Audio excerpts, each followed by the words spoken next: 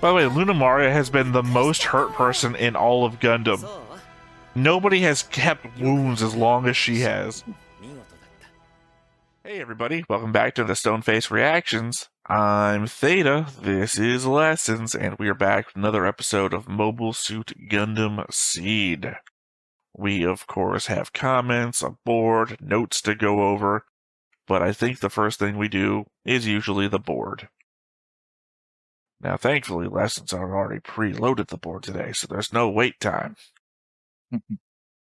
But I got the board changelog where I have added, sorry, I did not prep the names, New Kazavinsky, added Krista Oberg, added Takao Schreiber, and I connected New Krista and Takao Orson and Durandal with a green line. Those are the council members that agreed to go with his plan of kill logos. Well, they're council members. I mean, all of them were like, yes, we're with you. Nobody said, no, I don't. Well, no, yeah, they're actually at the very beginning of the episode where we first meet them. Literally, they're like, did he tell you anything about this? Literally, back when we were reacting, I was saying, like, oh, this is the thing that brought Patrick down, really. But he didn't tell anybody about Spit Break. He just went and did it. Well, that's what Durandal's doing now. I've also, I didn't write this in my notes here, but I eliminated the Zala faction and just spread the board out because we ran out of space for more zaft members. Yeah. So, which is necessary. All right, well, that is the board if you don't have any notes about that. Now, we have all the logos, characters. We already had them. Now they are out in the open. I think there's more to them, I think. Are you saying that logos is more than meets the eye? Yes. Robots in the skies. Mockenberg, Azrael, Williams, Kohler. They're supposed to be in that poster. Also, the Sirens are supposed to be mentioned, and the Grot family. And I have a note about that. I do too. So maybe we should hold that off for the notes. Because other way, because the thing is, you're like, oh, these people should be there, and I get defensive about the board, and it's like, well, we're just gonna have an argument about a thing that we can't talk about yet because it's all in the notes. So probably just wait. All right. Well, I guess that's the end of the board section then. I believe you have more notes, which means that you should probably go first. That seems to be the mechanic that we work with now.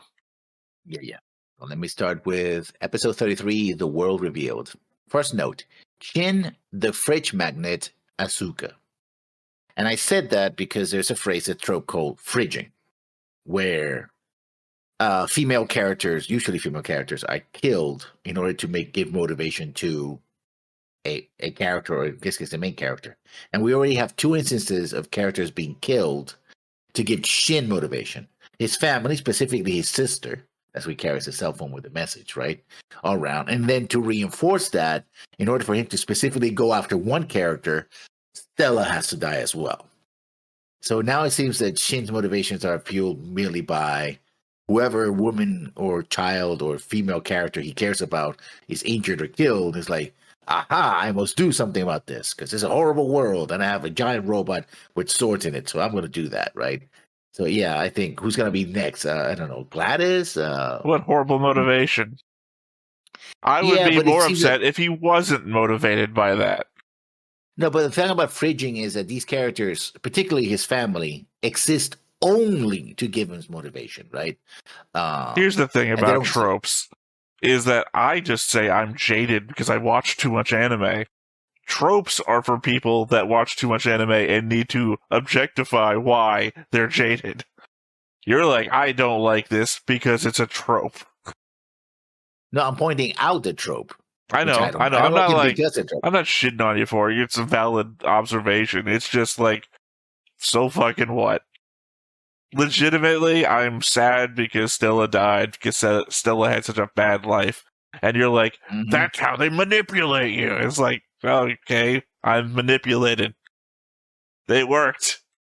It's a little, well, she does get she gets more It's like nobody can have a bad character arc because the bad character arc only exists to make you feel away, and that's a trope. Yeah, it's like, no, that's fuck not what I'm off. saying. That's what I'm saying. It's like he doesn't seem to be motivated for any other reason than because these women died, right? These women exist to motivate him. I'm thinking back to all his arguments with Kigali and the fact that we also got the Takato trying to bring him back into the world, and you actually loved Orb, that's why you're so upset. He has more motivating factors. Yeah, but I'm just saying he's not just this trope.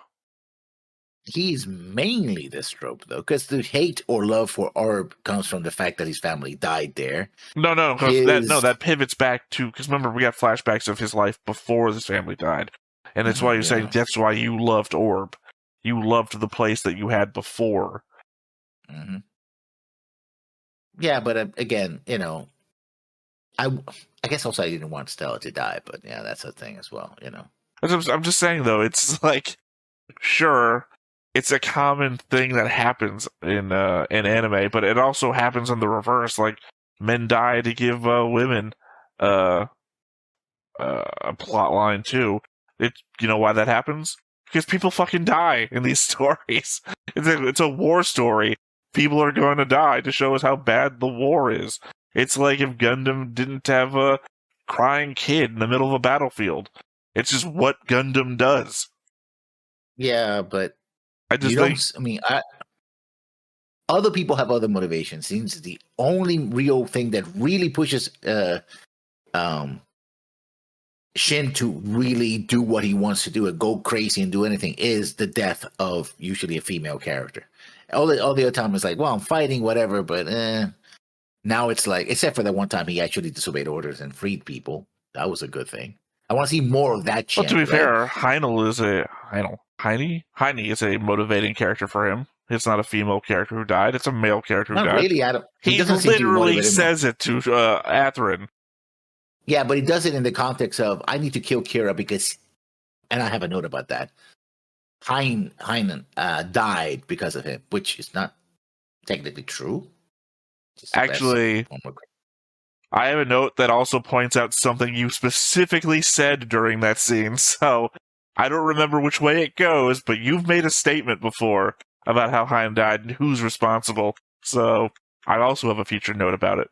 But my point is it's not just the female characters dying that motivates Shin. It's the strongest ones, I'm not going to argue that, but he has pointed out that he's fighting for other reasons too.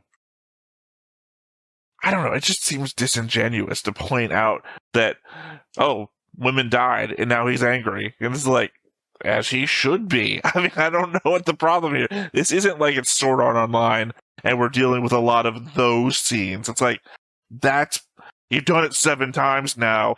We get it. It's bad. This is just, hey, people die in a war. This guy has lost people in war. But didn't seem to care about the people in the city or anything else, but, Yeah, no, it's the same narrative that I was talking about I don't know if I said it during the notes or during the reaction, is that when that many people die, it's a statistic. It's hard to wrap your head around. Versus the person who's actively connected to you, that is actively suffering in front of you. You walk into a hospital trying to visit a loved one, you're concerned about your loved one. The people who are suffering around you are just background noise to your concern for the person that you care about the most. So I'm not going to blame him for not burying himself into the refugee camp of Berlin when he's dealing with the death of a loved one. Next, well, that was my note. What's your next note? I feel like Shin is building into our new Rao, except that unlike old Rao, who thought he had the right to end humanity due to the perceived cycles of human suffering he had observed as inherent to the human condition, plus his own nature as a flawed clone, Shin doesn't have to wax philosophical about the nature of man. He's a product of the suffering, the events that Rao exposited about being possible. In my view, Rao was like an actor operating on the outside, trying to manipulate events to his ends.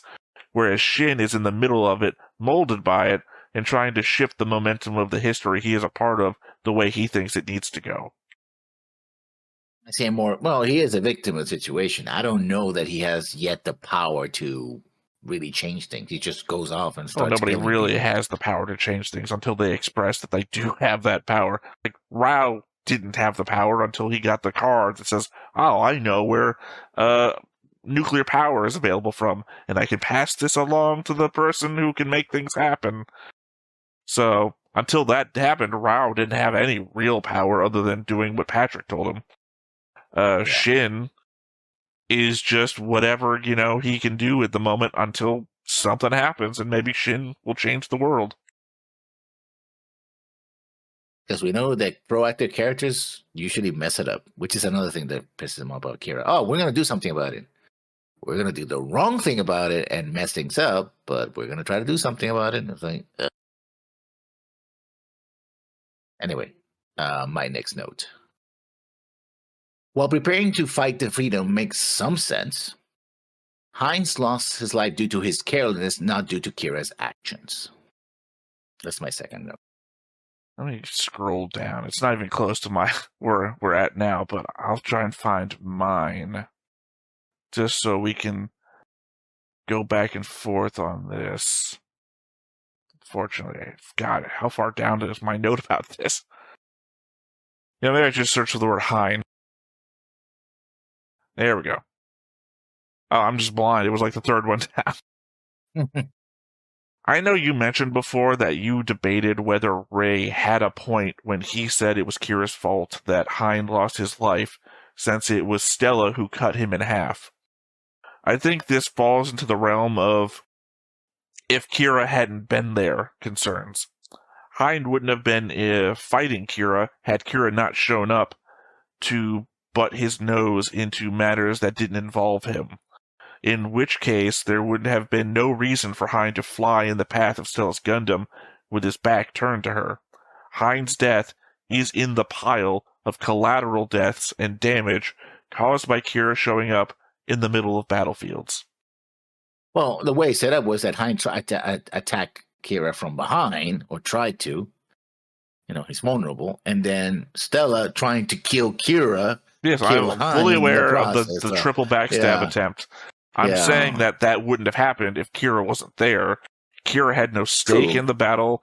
Kira did not have any reason to be there other than Kigali's showing up there. Again, they should have gone back to Orb. Day one, Atherin's statement has always been true. Now they're going to do it. Now? Anyway. Yeah, I have notes about that. I'm not getting into that yet, because obviously we'll get there when we get there. My point being is that if Kira wasn't there, that wouldn't have happened. Hein wouldn't have been flying backwards to the enemy for no reason. Kira was a third party to a fight that distracted and got Hein killed.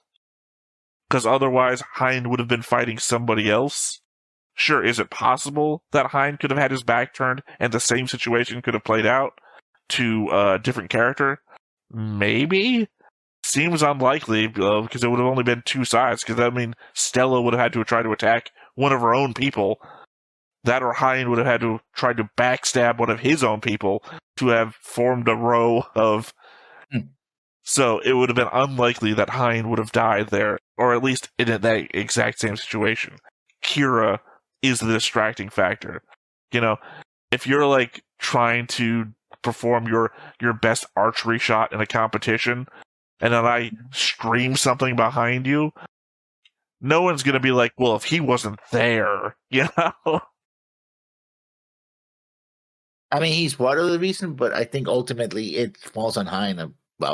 He was supposed to be this hotshot pilot and wasn't paying attention, and he got killed. Oh, you are the worst. You are the worst. Literally. I mean, again, dude was distracted by a guy who shouldn't have been there. Literally, if I'm taking the golf shot and some asshole in the audience starts playing music the moment I swing, and the judge is like, "You're supposed to be a good golfer," I'm like, "Fuck you." That's the call you're making right now. You should have been a better golfer, otherwise you wouldn't have gotten distracted. Anyway, that's your next note then. So we got Mu back in play. I still have zero buy-in as to how he survived Season 1. For me, that's right up there with Kira surviving the explosion in Season 1. It's bullshit, but I said my piece. Now we just gotta deal with the fact that it happened. I guess the thing is that since Stella died, Shin is going to go crazy once he finds out that Neo is still alive, because there is no chance I can see a path where Shin doesn't target him for lying to him when he gave him Stella back. Shin's got to have a hit list in his head with Kira and Neo at the top of it. I mean, yeah. But does he know that Neo is Mula Flaga, though? I mean, no is the obvious answer to that, but I don't think it matters. I think the show is going to... No, I mean, narratively, I don't think it matters because I think the show is going to make it so it happens. He knows that he's there, yeah. Or he escapes somehow and then he gets hunted down. I mean, there's infinite ways he could find out, and I'm sure the show isn't going to be like, nope, never going to happen. It seems weird. It seems weird if it did that. Talking about Mula Flaga, I do have a note about that. We talked about this during the video, but I didn't put a note to it, so I decided to put it here. It seems that Mu was a victim of the Alliance memory erasing technology, but if they can program an entire new personality to someone, who else have they reprogrammed like this? Because it seems very useful if you can reprogram people to the point that they believe they're a completely new person, right? Doesn't recognize who he is. He complains about being demoted to commander, like I'm a captain, right? Doesn't recognize, and he doesn't have the kind of recognition of Ramus as, or it seems that the programming of the 3 Extended was weaker somehow. I guess because constantly kept messing with their minds. While Mu/Neo is deeper. Like he believes he's a completely different person, right? Therefore, if you can do that to somebody, why not use it on more people? Well, because it's a very involved process. Maybe, but we know it's a very involved process. It seems like it needs an entire staff of people, and you need the bubble things. Yeah. My problem here is that you're not wrong, but it's an inconvenient thing to consider. Mm-hmm. It's like if we ever pulled it was all a dream. And it's like, well, is it ever not going to be a dream now? Are we still in a dream? Yeah. Are we still on the holodeck, in fact? Have we been on the holodeck since the start of TNG? Are we going to, one more person's going to say Arch and we're going to walk out something? So the element of, isn't this convenient? Couldn't we use this on more things? And you're asking, who else could have done this done to? Well, now everybody could have had this done to them.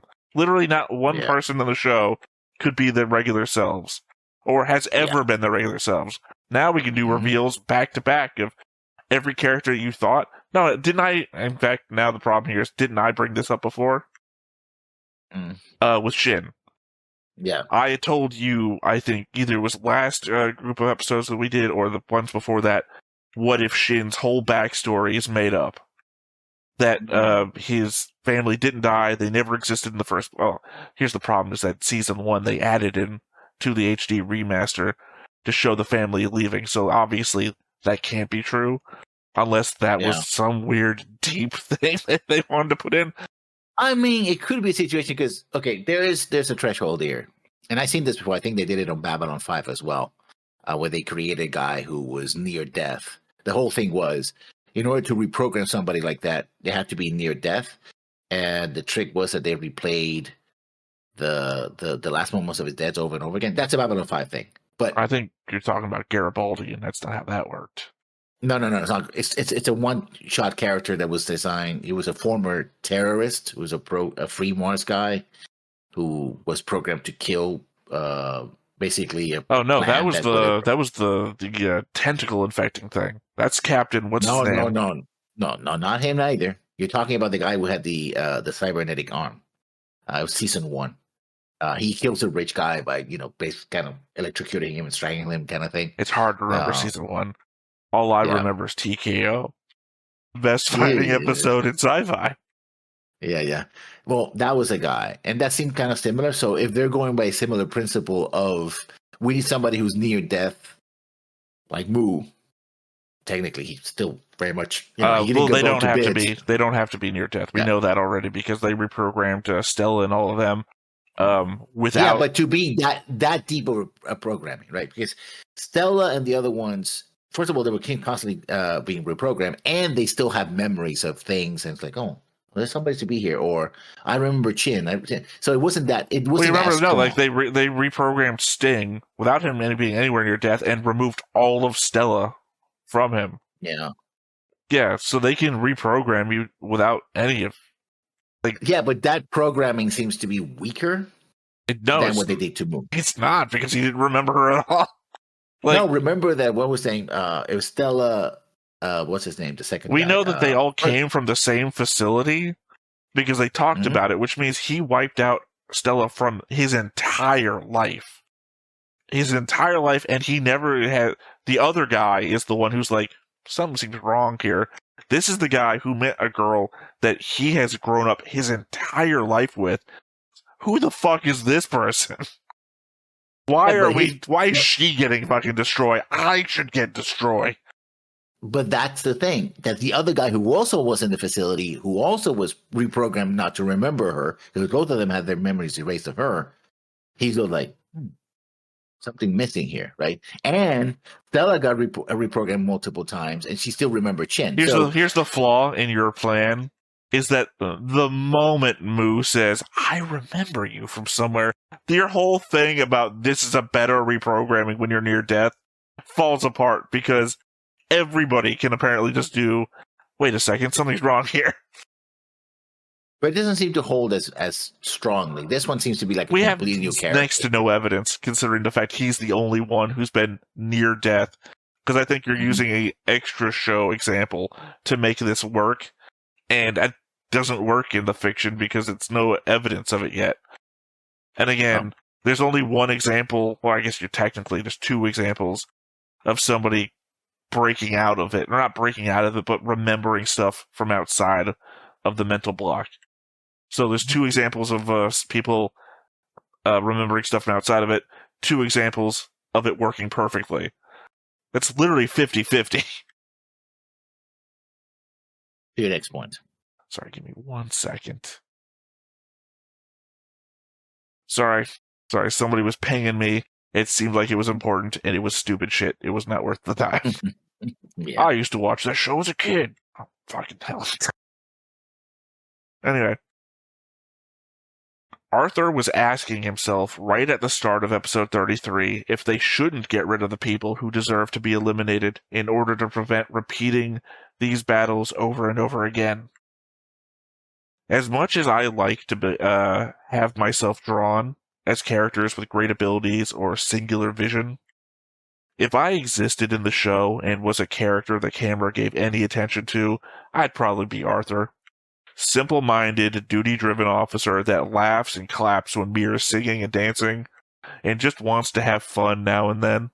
His simplistic view of the war and following the chairman is exactly where I'm at in my feelings and notes. I wanted to say no, but I'm not going to. I'm the comic relief guy. I mean, well, as I said, if I was a character in the show that the show gave focus to, because more likely I'd just be like one of the random civilians who either gets fucking murked and the city gets killed or just is never on screen and is never anywhere important. But if I was a character in the show gave focus to, I'd definitely be one of the lower tier secondary guys or third tier guys. And Arthur is definitely one of them. But I always remember Arthur back when Mir was there doing a concert and he's behind Talia. That's me. That's what I'd be. That's my guy. Yeah. Talk about another second-tier character in this case. Luna Maria raises a point that I talked about earlier. The Minerva's chain of command is screwed up, as you say. First, by having two Faith members in the crew, and then by not punishing Ching for his actions. Actions that, by the way, led to the destruction of multiple cities and perhaps the death of millions. I would argue no. I'd argue no on literally all of those. Well, I'd argue no, yes, no. No, the chain of command's not fucked up because not only 2 people are faith members. Talia is still technically the captain of the crew, so she still has command over everybody.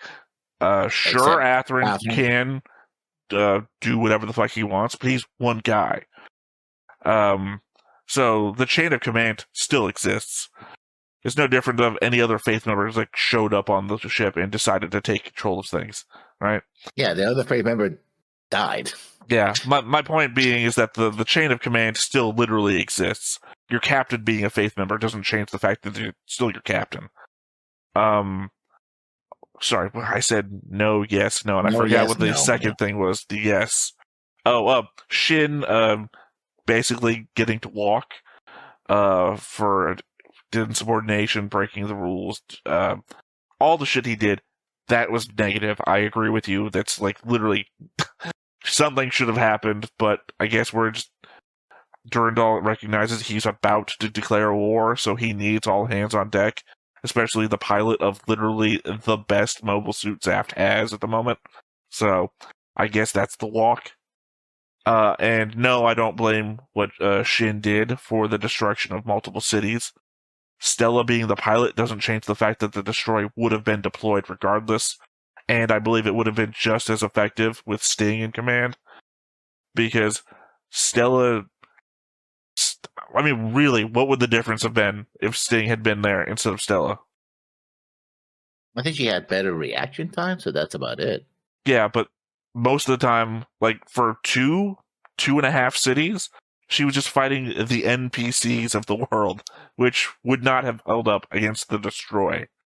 So also, the way she was motivated was part of the reason I think those cities were destroyed, because she was so out of it, like, no, you're gonna attack me, and she was in panic mode constantly, that she was like, I'm gonna destroy everything, kill everyone, right? I guess well, her orders though, like, literally the orders were to wipe the place clean. I think a more disciplined fighter would have at least concentrated first on the enemies, right, and not use such wide tactics. And then it's like, okay, let me just... I disagree, because the orders were literally to wipe the place clean. They're like, wipe these cities off the planet. It's a propaganda move. We want to kill everybody who has had a touch with... I know, you have a note for later. My point is that was the goal. There would have been literally no end of difference if Sting had done it, because also Sting was brainwashed and 100% for the cause. He wouldn't have pulled back. He had no reason to pull back. He, in fact, wants to look good, if you remember. So, kill a kid? Sure. Please, give me more Gundams. You know? So, literally, him giving Stella over didn't matter, really, because also Sting died. I'm only pointing out Sting died as a matter of the fact he handed Stella over, gave them another pilot to pilot something at the fight. But Sting did fuck all at the fight, so nobody was harmed by him being there, and he just fucking dies. So literally the extra pilot didn't help them. So if Sting piloted Destroy, no change. Sting being there because they gave him Stella and they gave him an extra pilot, no change. So that's why I disagree with that point. Well, then on to your next point. As much as I'm on Shin's side, advice from someone that lost the battle is just some stupid shit. To clarify, because I don't think I explained that very well. He says, when he's talking to Atherin, he says, I don't need advice from someone that lost the battle. And I'm saying that is a stupid fucking thing to say. For one thing, Shin hasn't beaten Kira either at the point of that episode. So don't get on that high horse. Additionally, anyone who has experience fighting Kira or the Freedom has useful information and advice. It would be how you use or adapt it that would matter. Hearing Atherin talk about his fights would help just as much as staring at simulations of fights with the Freedom, if not more, I think. I mean, I mean, it's Shin being a little bitch, so there's that. And I don't think Atherin actually would have given him advice. Like, he was like, no, don't go after my friend. That was his whole Atherin thing. Like, what are you doing? You're going after my friend. I don't want to do that. It's like, Yeah. Well, there was a weird, confusing back and forth moment where it was like Rey seemed to like be getting Athrun on their side for a moment, and then it was like, okay, well, and then Shin's like, I don't need advice from someone who lost a fight. I'm sorry, Shin, how many fights did you win against Kira? Yeah. Last time you probably held your own and not that much. Anyway, these are two notes that go back to back, but, one is a commentary, includes another show, and then this one is the full notes. I'm going to give them two because they're together.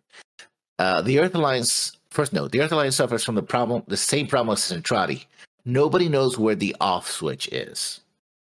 Because it's like, Jibril, shut it down. It's like, you could actually shut down your transmission towers or something like that. And like, no, don't do this. Like, nobody does anything, right? It takes time. It takes time to coordinate an operation where you're manually taking down the sources of the transmission. Sorry, the broadcast networks of the transmission. Yeah. Because it seems more like he's just broadly shouting, shut it down, shut it down, without any actual command. So people are having to interpret the command and then figure out how to do it while the thing is going live, right? Mm-hmm. It's the joke of you open your laptop and porn starts playing.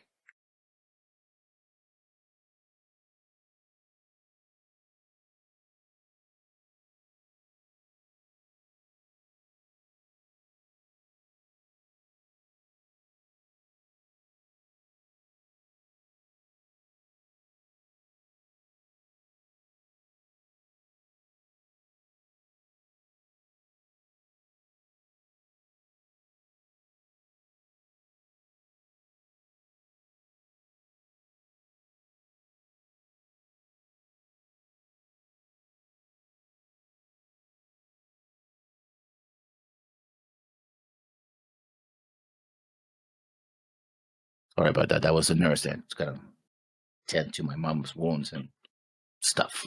So you actually got a nurse in now? Or she just arrived? She's going to have a nurse. Well, she's coming in. She said, call me. Mom, I'm on my way. Blah, blah, where are you? I'm like, okay. And my mom was talking to her to give her directions. And, I will have to get up and when she comes in and tell her where she is. So we were talking about Shin. No, hold on. No, I was mid-thought. I can finish. Yeah. And it starts playing all that shit, and you're trying to figure out how to stop it, and then you close it again, and it still the porn is still going. So that's what Durandal is doing. He's not like pushing the power button or unplugging it or like throwing it in a bathtub full of water or whatever crazy shenanigans you would do to stop the laptop from playing the porn. He's just like, no, stop. I mean, I think somebody should interpret that like, because he's talking to other people. It's like, oh, you want us to stop? Okay, give out the orders to, if I tell you to stop something, do something to stop it. That's what I'm saying. We don't know who he's talking to because the people on the screens around him are not the people taking orders and telling, like, Durandal, what's going? I keep saying Durandal. Jibril, what's going on here? Those are the people who are like demanding answers while he's screaming into the ether about stopping the transmission. Yeah. And my second note, which is connected to this, Jibril is a dumbass. He wanted to send a message to those who went against Logos Blue Cosmos, but kept the use of Destroy a secret. Hard to send a message if nobody hears it, and when they do hear it, they hear it from your enemies, letting them set the agenda and not you, right?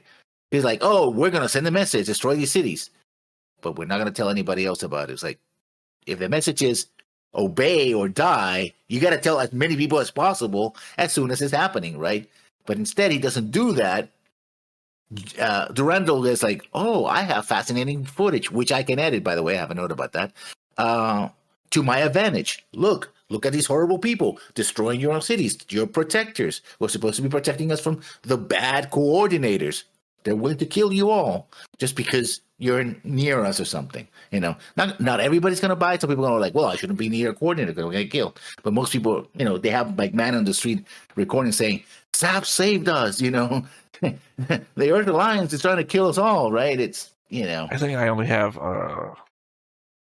By the way, kind of a funny little mirror we were doing. Logos takes visuals that make it look like Zaft is responsible for dropping Janus 7 on the Earth near the beginning of the season to stir up anti-coordinator sentiment. Now, Durandal is broadcasting images of the Destroy to the entire world while stirring up resentment against Logos. Yeah. But even there, Durandal actually made a message before that saying, hey, listen, this is a disaster. We try to stop it. We're going to send aid to you. He's trying to manipulate the situation. So, he's trying to do the right thing, apparently. I have notes about that. Well, Jibril doesn't represent any actual authority, so he can't deliver a message. That's the point, is that they are the power behind the throne. They are the evil corporations, right? They don't have, they can't be like, well, I guess... Well, the thing is, the show isn't portraying them in a way that could, because technically, like, I use Walmart as an example in one of my future notes here, but if Walmart was, like, funding the terrorists, say, and then wanted to also, like, but now Walmart's having an outreach program where they're also going to do this and this. As a corporation, they have means to do the same thing that what Durandal is doing here. But they aren't being shown in that light, so they're not able to. Like, if Jibril is, like, the owner of a company, we have no fucking idea what company he owns, other than it's part of the military-industrial complex. So, they're not displaying that information to us, so he has no outlet to do anything that a normal corporation could actually do. I mean, even big corporations have PR departments. I mean, dealing with this would be a little more than a PR department would deal with. But you can hire people that deal with messaging and massaging the message. Well, my point is that they aren't. The problem. My problem. Well, no, my problem is that the corporations are the focus. They're the evil. That's what we're trying to fight against here. But they don't exist, because the show has not given them an existence. We know who the Sirens are, because they're a family that's taken over, essentially, the government of Orb. We have focused on them as a group. We know the 2 individual members that make up the family. We know something. Logos is the military-industrial complex, broad statement. We don't know the companies that make them up. Like, if this was Witch from Mercury, they would fucking have logos. We'd know what they're about, what kind of stuff that they make. We would have gone into depth on this shit. We just know some names of people that scrolled across the screen. Old, mostly looking like white men. That's what I'm saying. No focus whatsoever. You know who would be a good bad guy for season 2? The military-industrial complex. Really? What do they make? Mobile suits? Bullets? I don't know. Doesn't matter. We don't really need... People will get it. People will understand. People will get it. Yeah. And also, you would think that these people also being invested in, like, cable companies or IT companies and AI and all that kind of stuff, right? Not just, well, we make giant robots. Oh, those are cool. Anything else? No, we just make giant robots. That's part of the... What do you want me to do? We just make giant robots. Really? Okay. Cool. Yeah. We just make missiles, which is not true for Raytheon. That's for them. Again, they could have gone so much further in depth, but I guess they focused more on, like, Atherin on the beach. So I said 2 notes. I guess you get two freebies then. Nah, my next one's pretty big. Or not pretty big. It's all big and meaningless, actually, because the image that I had for it is gone. I do that thing on my browser where I have the extension that basically shuts down and saves every tab, so it's using less memory. Well, fell to that. So, actually, I have 2 images to send you. I forgot this one involves images. Not the ones I wanted to save, though. So I took some time to stare at the chessboard on Durandal's table while he was giving his speech. I made an analysis board of what pieces I could make out and their positions. Obviously, it's easier to see the black pieces as they are closer to camera, and the white pieces are transparent and shiny, so hard to make out their caps to know exactly which pieces they were. The most interesting thing, I think, is that in the wide shot with the board just on the edge of the screen, there is enough detail to the pieces that you can see that the black pieces are in exactly the same position where they were in the close-up, even though it's barely a detail in the shot. Except that the white pieces are not being kept track of as clearly, as closely. On the zoom-in shot, they are clearly pieces in the H2 and G2 spots, while in the pan back, those spots are clearly empty and H1 has a rook instead. So for whatever reason, the black pieces on the board are being monitored into detail and transcribed from scene to scene. So whoever that side belongs to is the side that Durandal cares the most, I guess. Well, obviously, in the wide shot, the white pieces are on the side of the table that Durandal is sitting in. So the pieces that are constantly changing and not getting kept track of are the side that Durandal is on. But again, that might just be an element of the fact that the black pieces are closer to camera, so they were able to. But again, it is an odd level of detail because again, like I said, I took it to a board. I can entirely put out the black side of the chessboard. Like that image, there's enough. You can count the number of squares to the side. I can tell you where the pawns were, where each of the rooks were, everything. And when you get to the pan back shot, the wide shot, every piece is in that exact same formation on that board. Every one of those black pieces is exactly where they are in the other sweeping shot. So somebody kept track piece for piece and reanimated it a second time. And then ignored the white piece layout. Because again, as you can tell, in that upper left corner, there are pieces that aren't represented in that same spot in the wide shot. So either Durandal just went grabbed a bunch of pieces and chucked them, was playing in between the seconds between saying, "Are you ready for your announcement?" and then making the announcement, or there's just no. It's just why were you so precise about the black pieces from one scene to the next scene, but gave no shits to the white pieces? I feel like there's a very problematic message there. Yeah. My last note for this episode 33 or phase 33, the world revealed, is a series of questions, and I'm going to put them out there, and you tell me whether they're valid or not, or where you have an answer to that. Again, if Durandal was interested in peace, why did he have the freedom edited out of the battle footage? And why did he did not consult the council before making his declaration? It leads me to believe that he never intended to work with the real Lakas or members of the Three Ships Alliance. Was that all your questions? Yeah. Because that's one question. Well, 2 questions and a statement. I've got a question to pose for you, but I'm going to answer it first. I mean, because, that's the answer. So is he never interested? The thing is, he's actually interested I don't know if he was never interested, because it's still in the air if he ordered the assassination or not.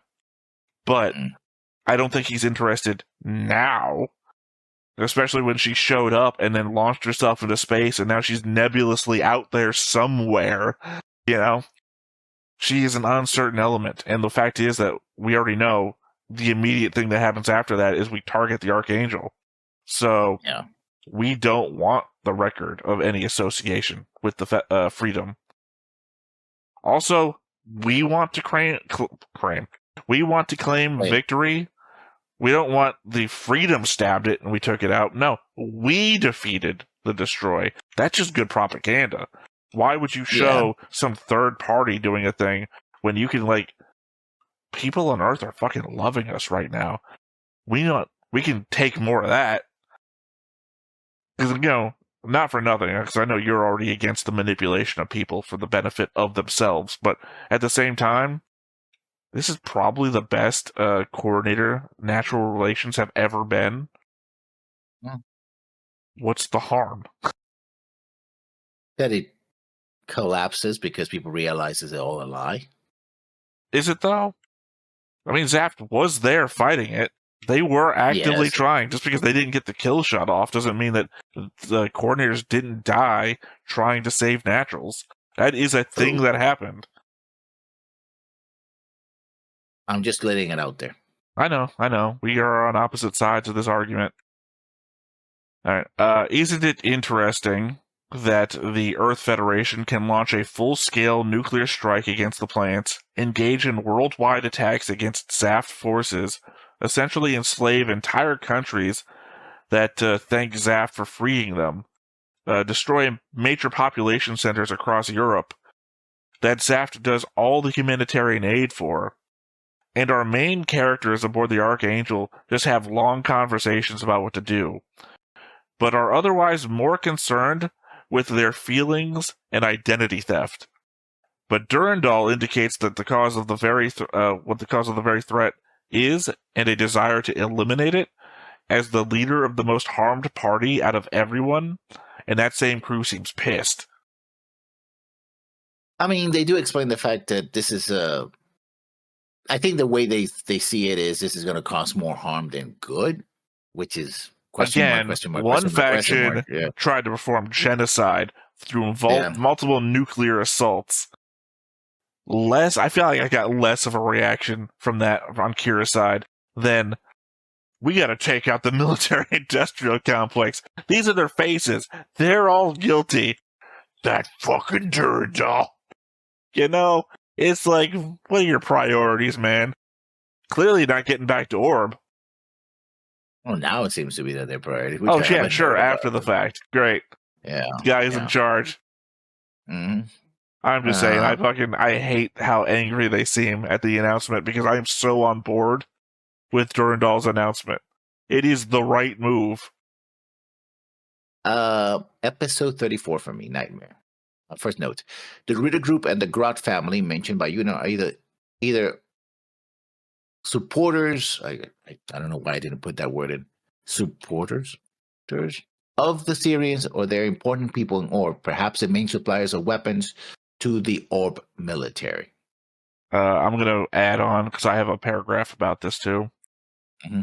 When Yuna pulls his dad aside to ask about the fact that Durandal listed the Ritter group and the Grot family, Alwyn Ritter is someone we've had on the board for a while as a Logos member since that first meeting. Name confirmed on the scroll of faces and names Durandal puts out there. Likewise, Celestine Grot was also on the scroll, just not a name on the board. He's the guy that comes out of the meeting and gets interviewed by reporters in a background news scene. The one that you thought might have been Copeland for a bit, which is kind of funny since Copeland doesn't look like anyone in particular, but I could see Grot looking like Bill Clinton.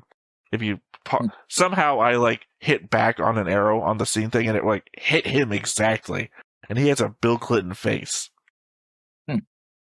You had guessed that those might have been people supporting the Sirens, but Kigali says that the Sirens themselves are on the list, alongside others with strong ties to Orb. I think Yuna, in fear for himself, was just calling out the other Orb Logos ties. It also explains why he also was so anti-coordinator, that he himself might not be Blue Cosmos, since Blue Cosmos was created by Logos for their own needs, according to Durandal. But it's like, I agree with Jibril's master plan, whatever that happens to be, whatever I understand it to be. So if the coordinators have to go, then they have to go, right? It's nothing personal. I didn't put this in my notes, but it does change my my opinion of the Elder Siren. Mm-hmm. Because I think my defense of him in the past has been that he was actually acting for Orb's best interest. Better to take the knee than to have the country destroyed. But now he is actively a member of Logos, which changes the conceit entirely. There is no even devil's advocate when you're actively a member of the side that is creating strife in order to profit from it. Okay. I'll go to my next point then. Ties into it. Kigali mentions that among these those mentioned by Durandal are the Syrians. If Zaft attacks Orb to take the Syrians down, who will lead Orb? This means that there's more than one reason to take down the Archangel, as Durandal knows that Kigali is aboard, or at least has strong suspicion, because at least twice Kigali, a mobile suit supposedly owned by Kigali, goes out and starts broadcasting to everyone, stop fighting, right? Well, I think your statement assumes that the Durandal is in league with Gibraltar. Not really. Because why would Durandal have a problem with Kigali leading Orb? Well, if he's going to take down, he does something later that, destroying the Archangel first means that there's no one for third parties to rally around, as they think they did the last war, that he neutralized Lacus with Mir, and that Orb will be open to be saved from the Alliance. Saved in, Yeah, Zaft is already saving literally everybody.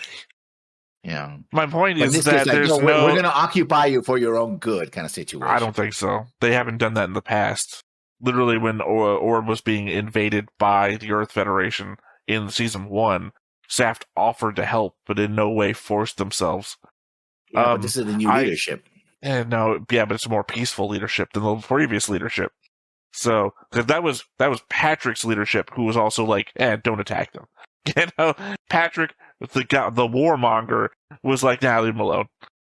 So, and this is peaceful Durandal, who's only declared war on people and not nations or anything.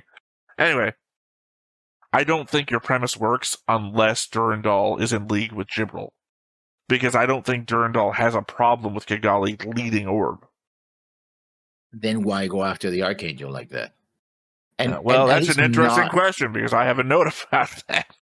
Yeah, because aside from, they are the enemy because they can interfere, which I do have a note about that, and that's Kira's that's one thing is fault. Probably I should be give all of our notes to an AI and have the AI just organize them by relevance to each other, so we can just read one after the other. Mm-hmm. This is actually my last. I have 3 notes. This is the last one that I'm reading, but it's not the last one I have. Ramius says that Zaft attacking them could just be a ploy to force the Archangel to attack Zaft, which seems like a stupid thing to do. Anything to say, actually. Archangel has already interfered in an active war zone where Zaft was a participant. During one said encounter, a Zaft captain labeled the Archangel as an enemy hostile. The Archangel fired warning shots across the Minerva. The Freedom, a Gundam stationed on the Archangel, shot and destroyed the Minerva's main gun. Zaft has all means and reasons to label the Archangel as a hostile unit. It doesn't need them to fire back in order to do so. My take on that is, on the other hand, from my this is my third note, had Kira heeded Arthur's advice to return to Orb earlier, Durandal would have very little excuse to order the Archangel's destruction. I still think he would have tried to find a way, but Kira's actions made it far easier, especially with his attack on the Minerva. He may have tried to stop the fighting with minimal casualties, but the fact that his first attack, without warning, I may add, was to the Zaft flagship is now coming back to haunt him and the crew of the Archangel. An attack that also caused casualties, because we see the bodies being pulled from the Minerva. Yeah. Like, I don't want to kill people, but the first thing you did, without even saying stop the fighting, is like shoot at the Minerva, right? It's like, well, they were about to. It's like, yeah, but you have a radio. You can talk from a distance. You can fly and talk at the same time. Like, stop the fighting. And then if that happens, like, okay, I got to do something about it. Because Kira's not God. He can't anticipate all the consequences of his attacks. I mean, the only reason that Shin was really able, it seems like, to beat Kira in the Freedom is that Kira was unwilling to kill Shin. That was Shin's entire game plan. So, but again, Kira's not God. Kira is not God. So there's no way he can possibly tell that an imminently activating energy weapon that gets destroyed, what the explosions of that can do into the internals of the ship, who's standing where on the inside of the ship to not get killed by said explosion. There's no possible way he can know all of that. So his anti-killing nature can't come into play with that. It's like if you're playing Trouble in Terrorist Town and you shoot an explosive barrel, I didn't kill anybody. I'm anti-killing. And unfortunately, I could not have known that explosive barrel was going to set off another explosive barrel, which killed 3 other people behind a wall, right? That's Kira in this situation. Yeah, but this is the unintended consequences. Still, the fact that he didn't even I'm not arguing you again. Okay. By the way, I just wanted to. I'm not arguing against what you said. I'm agreeing with you hyperbolically. Okay. Yeah. Oh no, because it sounded like you were going to defend your statement. It's like, no, I'm not disagreeing. That's what I'm saying. Is if Kira is not pacifist, not the word. If he's against killing, and I was using the fact that that's why Shin won the fight, is that he's still very much against killing, and I assume what most of the audience is going to argue against us for is the fact that Kira is against killing, and they're going to say, well, he didn't kill the people on the Minerva. Those 9 people in body bags were from other things that happened. It's like, there's no way Kira can know what's going to happen when he destroys a highly explosive device with people on board and around it. Maybe, actually, that is an argument that he should know his highly explosive device could cause casualties. No. There's the idea is that he wings people all the time. It's like, okay, he shoots off like people's ability to fly or the weapons in their hand, but that weapon probably has a clip, right? There's a good chance that the explosion of that thing being destroyed could destroy something else in your mobile suit, but would then cause some sort of catastrophic failure. Like, the idea that only hurting people won't kill them is folly to begin with. Like, oh man, you shot me in my leg so that I couldn't keep fighting you. Oh, I'm bled out. You know, it's like, there is no non-fatal wound at the end of the day. You trip, you fall too hard, you'll die. The human body is so easy to shut off. Do you have any more notes? Interesting that when the screen pans by with all of the Logos members' names, everyone has the typical 2-name structures, except Jibril, whose name is apparently Lord Jibril. Makes me wonder if he's like Bradley from Full Metal Alchemist, whose name is King. No. Fuhrer King Bradley. Mm-hmm. Just to hammer the point. Did you have another one? I have 1, 2, 3, 4, 5 left. Okay, I only have 1 left, so your next one. And this one was a curiosity because I caught it when I watched it the second time. Why show Mir visit Durandal in his private quarters? Because he's having a wine and he's playing chess apparently and watching the news, and she comes like, "Hey," and just goes in, and he's like, "Okay," and that's it. That's all that happens. Like, that was kind of weird. Just set up that they're about to be in the news thing together. No, but that happened after the news. No, but they're still hanging out. Yeah. I mean, she was there. Why would she just leave? No, but he's in his private quarters, apparently. And she comes in there for some reason. They're friends. I mean, literally, it's just, these are 2 people that are like, hey, you, the guy who let me do my dream of being Lacus Klein. I like you. Like, she's a friendly girl. It's like, she probably... Like, the only person she's not friendly to is actual Lacus now. She's upset because actual Lacus is ruining her gig.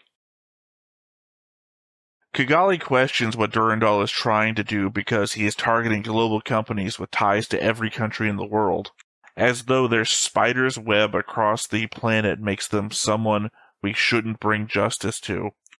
Imagine if the CEO of Walmart was a war criminal, actively in the process of supporting ongoing war crimes, defended by the sporting goods section of every Walmart on the planet. We shouldn't bring him to justice because there are a lot of Walmarts? It's a dumb question in my mind, mostly as it doesn't lead to anything. Yeah, I think it's supposed to lead to the fact that Kigali is going to order the Archangel to defend the Siren. That would be dumb. That would be even worse. That would be worse than dumb. And in the sense of like, oh, we are going to take care of him. You have no power here, sort of way. Which kind of fits the. I mean, that doesn't go against. Well, it doesn't go against what Durandal is saying, because Durandal is calling for them to be taken care of. Yeah. So if you take care of them yourself, cool. I don't care. Just take care of them. Yeah.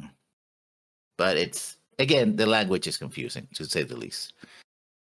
Another note about Durandal and things I noticed. And again, we see the chessboard in almost every shot Durandal's in, hammering the point that this is all part of his strategy. Or at least he's thinking in strategic terms, right? He's the chess master.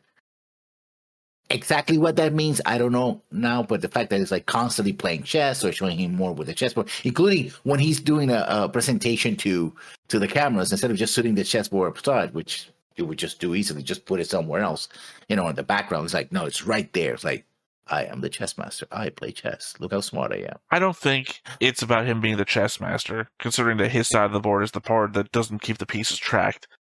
I think more likely it's probably a question of who is he playing chess with. Especially since the last time we saw him playing chess with anybody, the last person to ever grab a chess piece on screen was Rao. You said you had no more notes? My Walmart one was the last one. Okay, so I'll rattle off the last three ones. Again, what makes Shin the ideal candidate to take on Kira? Because there's an order specifically for him, your ace, to take on Kira. What does Durandal see in him? Does Durandal know about seed and how it works? More of like, he's supposed to be a genetic expert and all that. Does he know there's a seed factor? Because we've seen it on screen, but nobody has called it out like, oh, there's a seed factor. It's just a thing that happens. Remember, he's the one that ordered Shin to be the pilot of the Impulse. Yeah. So one conceivably would think that, I think, God damn it, it has been, we're on episode, 35 now? What episode are we doing today? We're doing episode 36 and 37. Right. We've had this discussion before. Problem with me not saving my notes is I know we've had this discussion before, specifically about if Durandal might know what Shin is capable of as a somebody with the seed potential. And if he was keeping how many people he may have been keeping track of in all of Zaft as a specialist, a DNA specialist. And it's not even all of Zaft because Shin comes from Orb. So I don't know. I mean, ostensibly, it depends. I mean, we could have a situation like we have with Kira, where Kira thought that his family was one way, but it turns out he was completely different. Well, that falls into my is Shin's backstory real? Yeah. But I think a more likely scenario, the Occam's razor of this argument is that probably anybody entering the Zaft Academy gets DNA sample tested. Yeah. Got to know what genetic abnormalities are present in our soldiers, especially given the fact that every generation of us gets progressively a little bit worse, it seems. Coordinators, I mean. Yeah. Gladys did the right thing by asking the Archangel to surrender, which is what the staff commander should have done in the first place, unless he had orders not to. And he's intimated that the commander basically is like, I have orders to sink the Archangel, not to talk to them, right? The stupid woman. He berates her like, no, you talk. It's like, surrender. Because if you get to surrender, you don't get to lose your troops, right? You get to fight and have a bloodless battle. They didn't surrender, which was very predictable, of course, but you do the asking, right? That's the first thing you do. Surrender or die. And, it was like, no, we just wanted to. Because they don't even surprise the Archangel. They can because there are no Minovsky particles here. You have to use jamming or something else to do that. So, yeah. It's not like you have Minovsky particles like, they're enemy forces somewhere, but we can't see them because of their, the area effect or something. I mean, it's an argument not an argument. It's a discussion that we've had before. I mean, I don't disagree with you, so. Yeah. And my final point for this. No, Shin did not try to stop Kira from saving millions of lives. Because he says, like, I tried to stop you from killing her and whatever. It's like, well, you tried to talk to her and try to stop her because you were interested in her. Right, and your mission was to stop her, but you never said to Kira, go away or something like that. He was like, well, no, I mean, he did. He fought him. He fought him to hold him back. That is the argument that Shin says to Athrun, I'm pretty sure, is that I fought to save her from him. But, his mission was to stop the destroy. So he went against his own orders. Well, he always does. I mean, his mission was also not to turn her back into the Earth Federation, but he does what is important to him in the moment. And that's all my notes. All right. Before we get into the episode, though, of course, we've got comments. First up, we have Grissy from Patreon from the episode The Chosen Path, quite a few back, actually. The reason the last government chose death was to become martyrs for the ideas of peace, to take both the hatred and inspire others. It's a really selfish thing to do, and by luck it worked out in the First War. Kigali's father kept telling her to face reality in the first series, that she needed to think smarter and more political. It was clear she didn't like it and never learned the required skills from her father. Now there is a new leadership, every day reminding her that the nation was destroyed. It's her father's fault. Ideas alone can't save the country, and that they are right. But Kigali, sorry, they wrote it with a Y. That just seemed funny to me for a second. But Kigali makes a fatal mistake not requesting help, thinking she needs to be strong as her father to take all the responsibility alone. Imagine the pressure of not having the training and experience fighting that government every day. As soon as her Orb's nation's idea of peace was broken, she was defeated, submissive to whatever happens, her identity gone. The identity forced on her to be a leader, ideas forced on her by her father, not by her own decision and conviction. It makes sense she agreed to the marriage. She was targeted when she was most vulnerable. You have to keep sacrificing for your people. That is your duty. That's a quote. She was just forced to sacrifice all her beliefs for her people. No reason not to go all the way. I really like how the show makes Kigali closed off towards Athrun at the start. Athrun is trying to open up to her, but she can't handle it at the moment because she has to be strong, pushing him away, leaving her all alone with all the responsibility. And Athrun didn't really push it. Instead, he just accepted it. Said, I know your position, so I'm going to leave you alone. And join back with Zaft. So, yeah. I mean, I understand why he did it. It's just that, he also was his bodyguard, so, could have protected from being kidnapped, I mean, he wasn't there, so. Yeah. But again, how good of a bodyguard are you if you're not there? Mm-hmm. All right. Next up is Fenrir756 from the Patreon from the episode The World Revealed. Comments for this episode. Kira was not smug in Seed after rescuing Lacus, but he was defiant during the court-martial because of how morally opposed he was to the Archangel taking her hostage. Also, after he was told that the punishment would have been death if he was actually a soldier and not a civilian, he offered to help Sai and Moralia with their punishment of cleaning the latrines after he heard they were being punished and he wasn't. Yeah, his friend Chin comes up as a douchebag in these in this episodes. In Destiny. Not Kira, Chin. Yeah, it's like this whole part of this comment was about Kira, and you're like, Shin really is a dick. And like, what? In comparison. Also, we're talking about like season 1 stuff, and you're like, Shin is a dick. It's like, could not be further away from the topic. I mean, you could be, because technically, the idea, I guess, that you're going with is that Shin didn't help anybody after getting off. Although technically, Ray didn't get punished either. So, in this example, Sai and Moralia were getting punished, and he didn't, and he helps them out. In this case, though, with Shin, nobody got punished. Yeah, but his attitude is like, whatever, I know what I'm doing. And instead of like, a little humble pie would have gone a long way. It's like, yeah, I messed up, but I did what I needed to do, right? Instead of like, I know what I'm doing. Shin doesn't need humble pie. Shin would have been... You don't need to water down Shin. The problem is there's a lot of watered down characters in Gundam. We don't need more watered down characters. I think they're setting up for him to like have another hard lesson down the line. Right? I mean, of course. Mm-hmm. I would argue the Minerva doesn't have the resources to seize the Bonaparte and its extended maintenance equipment intact with only having the Impulse as its sole mobile suit. Okay. The Destroy can hover when it's in armor mode and can move much faster when it's in mobile suit mode.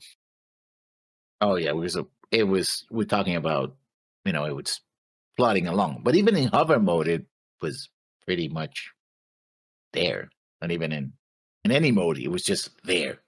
Of course, it didn't have to because it had weapons of mass destruction that covered the entire area. It didn't have to move, or barely move, though. Well, I mean, I think if we're covering the element maybe of how it got to 3 cities so quickly. Mm-hmm. Yeah. All right. With respect to your response to my lifeboat comment, I never believed you were actually arguing that the Archangel must have picked up the orb survivors from the bottom of the ocean, but combined with all your other comments, you seem to believe there was no way possible for them to have reached the Archangel, and given what we had seen, that was blatantly untrue. They were in lifeboats, and you could easily contact the Archangel with a radio that they wanted to be picked up. I don't think we needed to see how it happened because all the Archangel has to do is submerge in water enough for people to get off the boats and onto the ship or something similar. I mean, yes, all that is possible, but even, okay, it's a matter of setup. It feels, it's a bit jarring because it's like one moment they're in boats, the next they're on board the Archangel. One moment there's the order for them to support Kigali, so there's that. But at least somebody go like, radio the Archangel, right? I mean, that doesn't take long. It could be a background, somebody with a walkie-talkie go like, we need help. That's it. You don't need much, right? That's all you need to.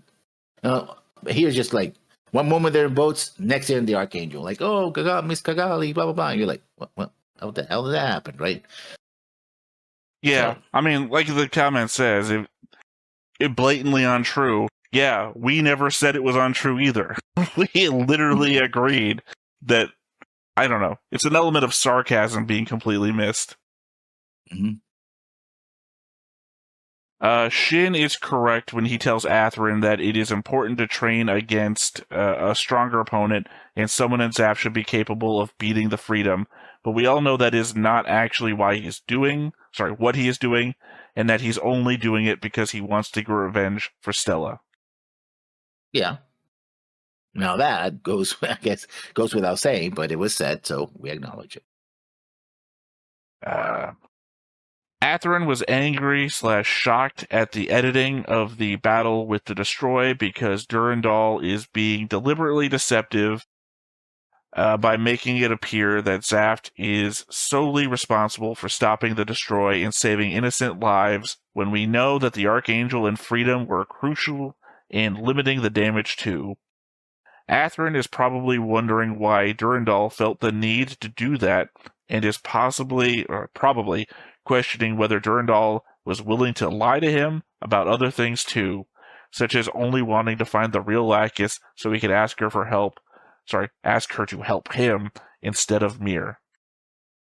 I mean, he knows the whole setup with Mir, so he shouldn't be surprised that Durandal will, lie.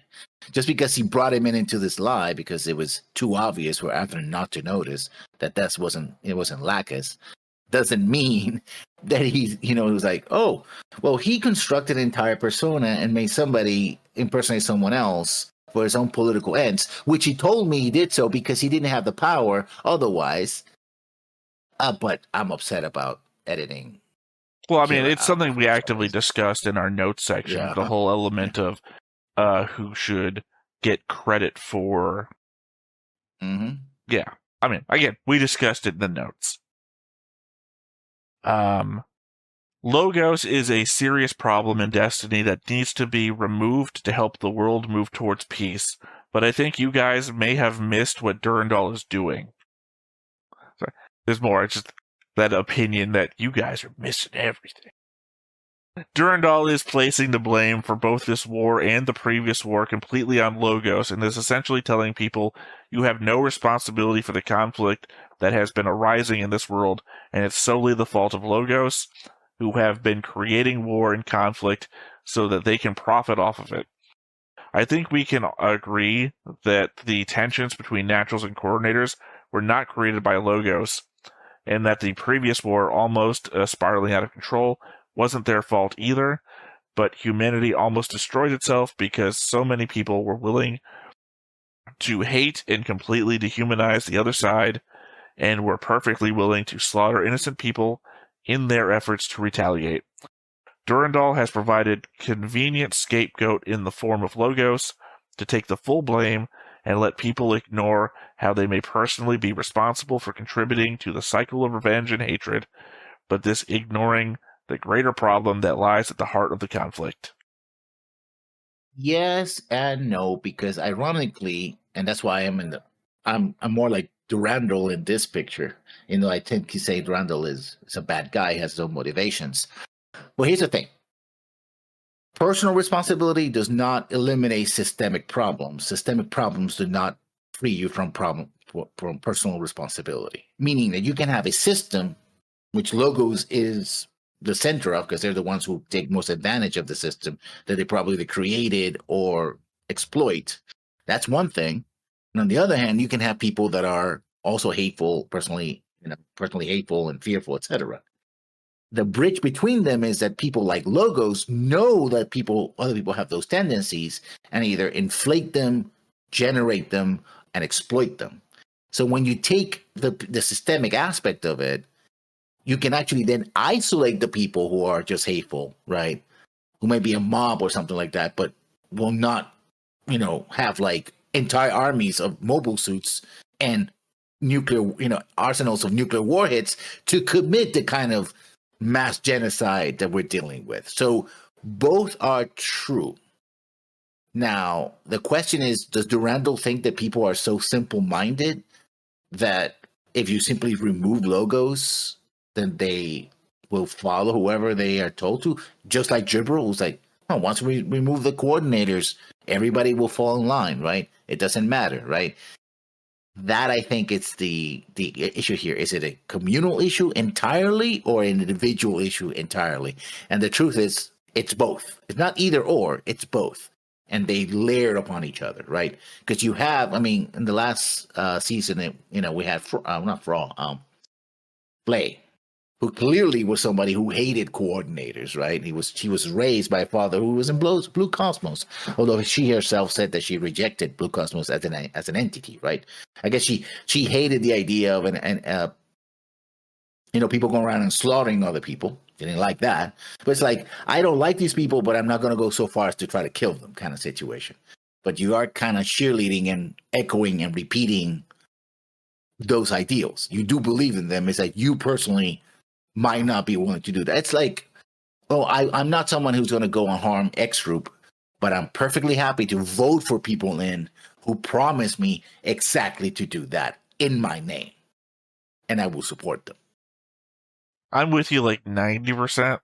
Like, when you were talking about the systemic problem, creating or influencing and exploiting people who might independently not support it, I was with you. But that second half, like you start going off on other stuff. Durandal, for example. Durandal, again, can still be doing bad things for good reasons.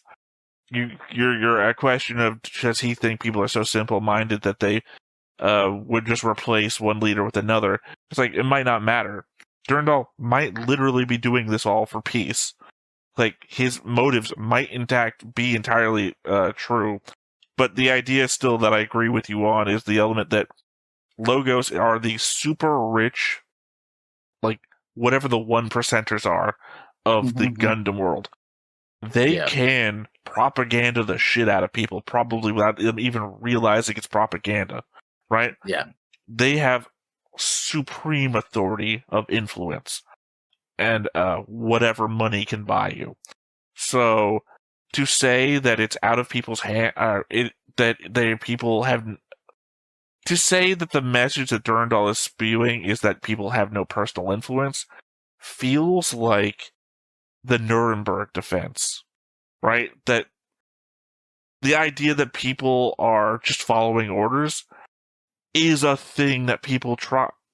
And my point being is that people have a natural affinity towards believing authority figures. That's the entire Nuremberg defense is, we're doing what we were told. And it's like, no, at some point you have to take uh, responsibility for your actions. You have to think for yourself, regardless of who's in control of you. And I think that the Nuremberg defense is so well known because it makes so much sense to a lot of people. I mean, from a moral, ethical standpoint, it makes a lot of sense to the people who argue that, yes, you need to be accountable. But for a lot of people, it's like, at what point do you countermand the orders that you're given? Especially if you don't recognize them to be immoral or unethical or etc. Because especially if the people who are commanding you to take the unethical actions are also telling you what is ethical. If Blue Cosmos is mixed in with your government authority to say that, no, killing coordinators is fine, they're not human, then you're like, well, if they're not human, then I'm not really doing anything wrong, right? That's, again, Nazis, Blue Cosmos. So, yeah. Yeah, and I kind of mentioned the fact that you can isolate people. You can isolate people who are wrong, but you can also isolate people who are right as well. Governments are very good at doing that. Oh, that person's just a crank, right? They're talking about defending coordinators. Look at what the coordinators have been doing. You can't defend that. They try to kill us all, right? It's like it's the whataboutism, which is one of the first things you're like. What about the fact that they try to drop a giant piece of metal on our heads and try to kill everybody, and millions are dead because cities got destroyed? You can't justify that. Don't tell me you're justifying that, right? It's the called the last punch defense, right? It's like, and we talked about this as well. It's like you don't remember how it started, although Mir does remember. It's like, oh, actually reminds us like this is how it started. Wait. Mir does? Yeah, Mir actually when Mir when Durandal is talking on TV, Mir steps in. I didn't put a note about that, and she says, "Oh, yes, I know that this started because some rogue coordinators tried to do this horrible thing, but that cannot be used to justify." Sorry, that's wrong because Mir is talking about not even one. I guess he's doing what you're saying, the last punch, but Mir's not like that's not how it started. Because that's why I was confused. Like Mir doesn't know how this started. Because we know from the flashback scenes of coordinators getting gunned down in the streets by naturals. No, I'm not talking about this round. I know, that's what I'm saying. I'm telling you what I thought you were talking about because that made no sense. Mir does. It's like, when did Mir become all historical and wise and shit? It's like, no, you're talking about the speech that she just gave, which was incorrect towards the how this all started bit. You'd figure that the coordinators would be able to pull the how this all started card.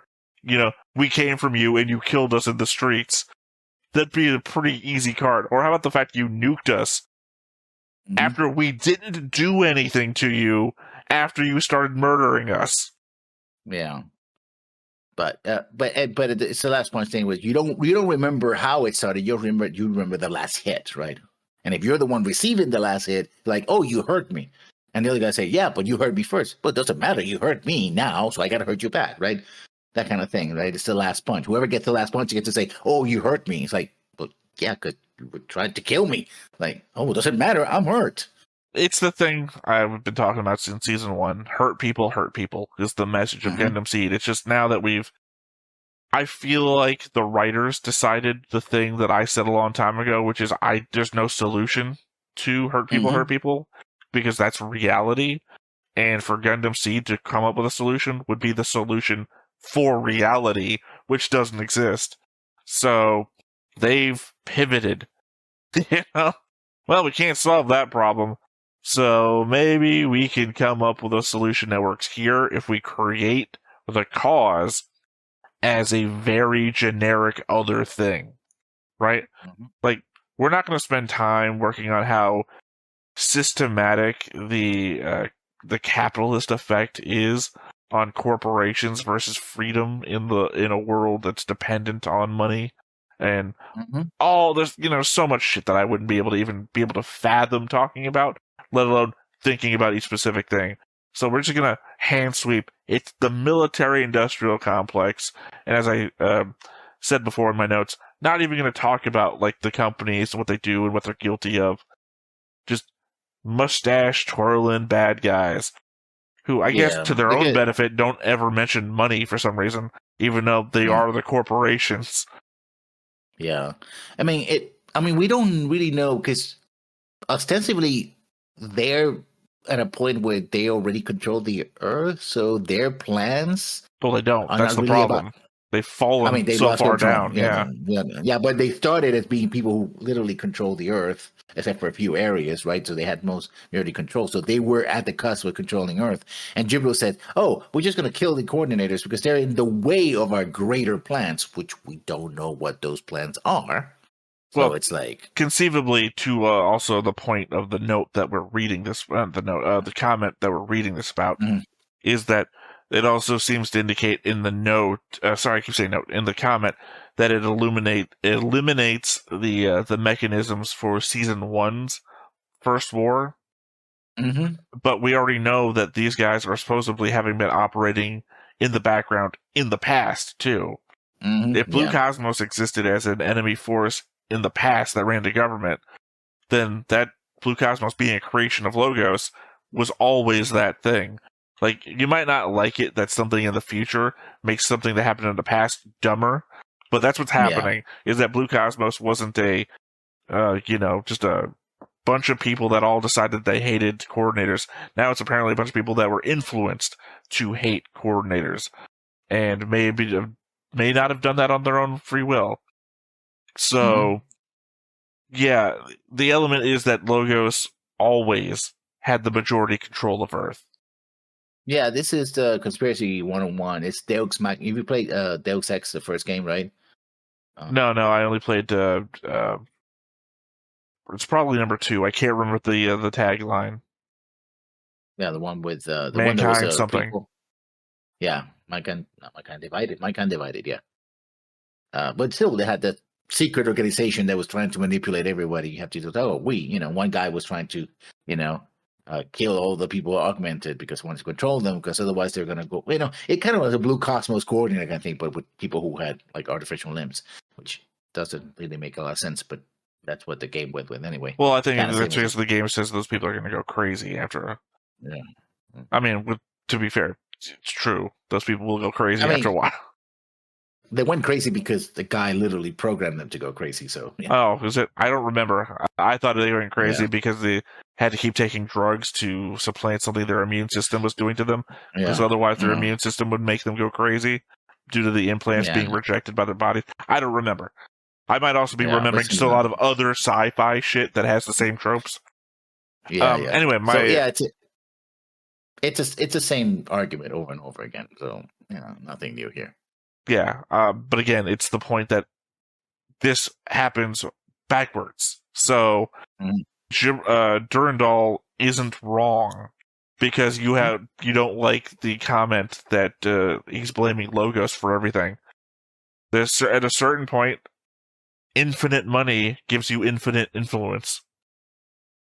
You might not influence everybody, but you certainly can talk to everybody. There is a question which we raised before, in that I don't think all of Logos is on Earth, or even most of it. Well, some of Logos is on the moon. Yeah. Some of Logos... sorry. I realize now you're talking about the people in Logos. I was talking about, actually, I guess, Blue Cosmos and everything. The influence of Logos. We don't know. Again, they could just be on Earth. They seem stupid enough to just all be on Earth. Yeah, well, we were giving them some extra credit, thinking that they all holed up on some sort of fortress on like a space station or on another planet. I think these guys are fucking stupid. I don't know. I think there was probably like a think tank that they leaned on for all their ideas, and now we're seeing them directly, and it's like, turn off the communications. Alexa, turn off the communications. You want to order more books from Amazon? No. Want 10 pounds of kitty litter? Fuck the cat. Turn it off. You want to go into zoophilia? No. Next point. Well, I mean, that was the end of that comment. We have now the next one from Fenrir756 from the Patreon from the episode Nightmare. Comments for this episode. Sorry they're out of order. I also will not likely be able to comment on next week's episodes as I will be on vacation. Good on you. You are incorrect about the location of the Freedom's cockpit. The Freedom and the Justice's cockpit are higher than it was on the Strike and the Aegis, so the anti-ship sword did not pierce through the cockpit, which seems like a spoiler, but I don't think anybody is going to be super surprised that Kira's not dead. Remember, Kira has to enter the cockpit from just below the head. Well, the door is on the blue part right here, and he seems to have stabbed it in the connector to the legs, I guess? I think we're right. I think we're right, and that he gets stabbed in the cockpit. But there's no fucking chance Kira's dead, so it doesn't fucking matter. This is all academic. This is all those people that argue in the comments about what the mechanics guides say about the Gundams and why you're so wrong about what Gundam could beat another Gundam. It's like, I don't fucking care. The shot was obviously intended for us to think that Kira got stabbed and that he died. So obviously the design team thought, this is where everyone thinks the cockpit is. So I'm not going to be like feeling dumb for thinking what the show wanted me to think. So at the end of the day, that's all it is. Chin certainly thought that he had killed Kira. Yeah. Well, I mean, because it's a shot. It's a fake out shot. Literally, it looks like the Archangel got fucking blown up, and that Shin killed Kira. Obviously, we saw in the next time that Mu is fine in the sickbay, so Archangel's not destroyed. No fucking way they killed Kira. He's in the movie. I mean, that's big spoiler one that I'm pretty sure he's on the poster for the movie. I don't remember. I think you pointed that out. Yeah. I don't know, not the poster thing, but that he's in the movie, or that there is a movie, and I don't think there'd be a movie without Kira, so nothing you can do about that. That's just future knowledge. Yeah. I think it's important to note that Zaft did not decide to elect to label the Archangel an enemy until they started moving immediately after hearing Durandal's announcement. The Zaft commander appears to have previously been ordered, aka before the announcement, to immediately label the Archangel an enemy and destroy it if they reacted to the announcement. This says Archangel down, but we know in the subtitle it says Angel down or something like that. Angel down, yeah. Yeah, not the Archangel down. Appears to have already been pre-planned before the announcement and was only triggered because the Archangel suddenly moving in response to announcement potentially would interfere with whatever Durandal has planned. We talked about it in the comments. Well, I don't think we talked about the element that it was pre-planned, because obviously they had a lot of material and forces there already to go. But at the same time, I mean, I disagree that Zaft did not label the Archangel an enemy until they started moving, because, again, Talia already labeled it as an enemy vessel. Or as a hostile vessel during a previous combat, which I have to believe carries over, because otherwise it'd be like, why'd you let that ship get so close to us? Well, the IFF didn't label it as an enemy. Were we wiping that every time? If it's a hostile in one combat, we should probably keep it at least some sort of not friendly on the next time we see it. I don't think the Archangel crew is adamantly opposed to trying to stop Logos, but given that they don't trust Durandal, and in his announcement, he was shown to have deliberately altered the footage shown to prevent the Freedom and Archangel's intervention against the Destroy, they are wary that Durandal might have another goal that is being obscured by his focusing on Logos. Remember, Durandal knew about the Destroy, but did not take any steps to prevent it from being used, and by now exposing Logos and blaming them for everything that has happened so far, he has apparently united most of the world behind him. I agree Logos needs to be gotten rid of, but it's possible Durandal has been either manipulating events behind the scenes, or taking advantage of what he anticipated Logos intended to do in order to accomplish something else. Remember, we still don't know what his ultimate plan to end war is, and how DNA ties into it. Agree, and agree. I feel like it's somewhat of a spoiler. Yeah. If it wasn't for the comments if it wasn't for Fenrir saying, DNA ties into this somehow, I wouldn't be thinking about DNA at all. So, I mean, Literally, I only thought about DNA when the DNA stuff showed up for the extended. Well, I mean, Durandal was named as someone who was a DNA expert. Literally once. It came up once, and we've brought it up for 20 more episodes. Literally, DNA has not shown up again. So this is like an outside point. Sure, Durandal knew about the destroy. That doesn't mean he knows what the plan for the destroy was, or where it was going to be deployed, where it currently was, where it was built. He had the plans for the destroy. That's the only thing we know. I mean, he could have said the warning saying, if you at any point detect something like this, please let us know. Well, what a great warning that would be. Hey, all of the all the nations of Earth, if you see a really big Gundam coming your way, be careful. Thanks, Durandal. Good guy. Or look, or try to find it somehow. Send, recon assets or something. Yeah, like but that. I guess that would tip your hand. Like if you have an information source on the inside who's feeding you information, and you're like, every time something big shows up, you're like, guys, look out for this. They're gonna fish out your mole. You've gotta. This is What was the? This is your enigma cracking thing. You can't give up every little thing of information to get a victory every time. You've got to wait and try and pan it out. So if you don't have any information that this thing is going to be active, then it's still a surprise. Like literally, they launched the thing and it destroyed 3 cities, and then it apparently felt like a day. So you have we don't know that he has any operational intelligence that the thing was about to be launched.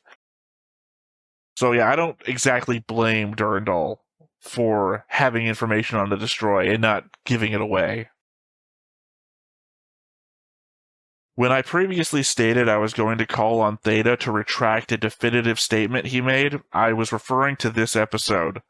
Theta has said that Kira cannot be hit or harmed unless he allows it, and in this episode, Shin definitively beat Kira, except he didn't. Even though Kira was mainly focused on running away and not fighting, Shin still was able to outpilot him and came prepared with a plan that countered Kira's fighting style.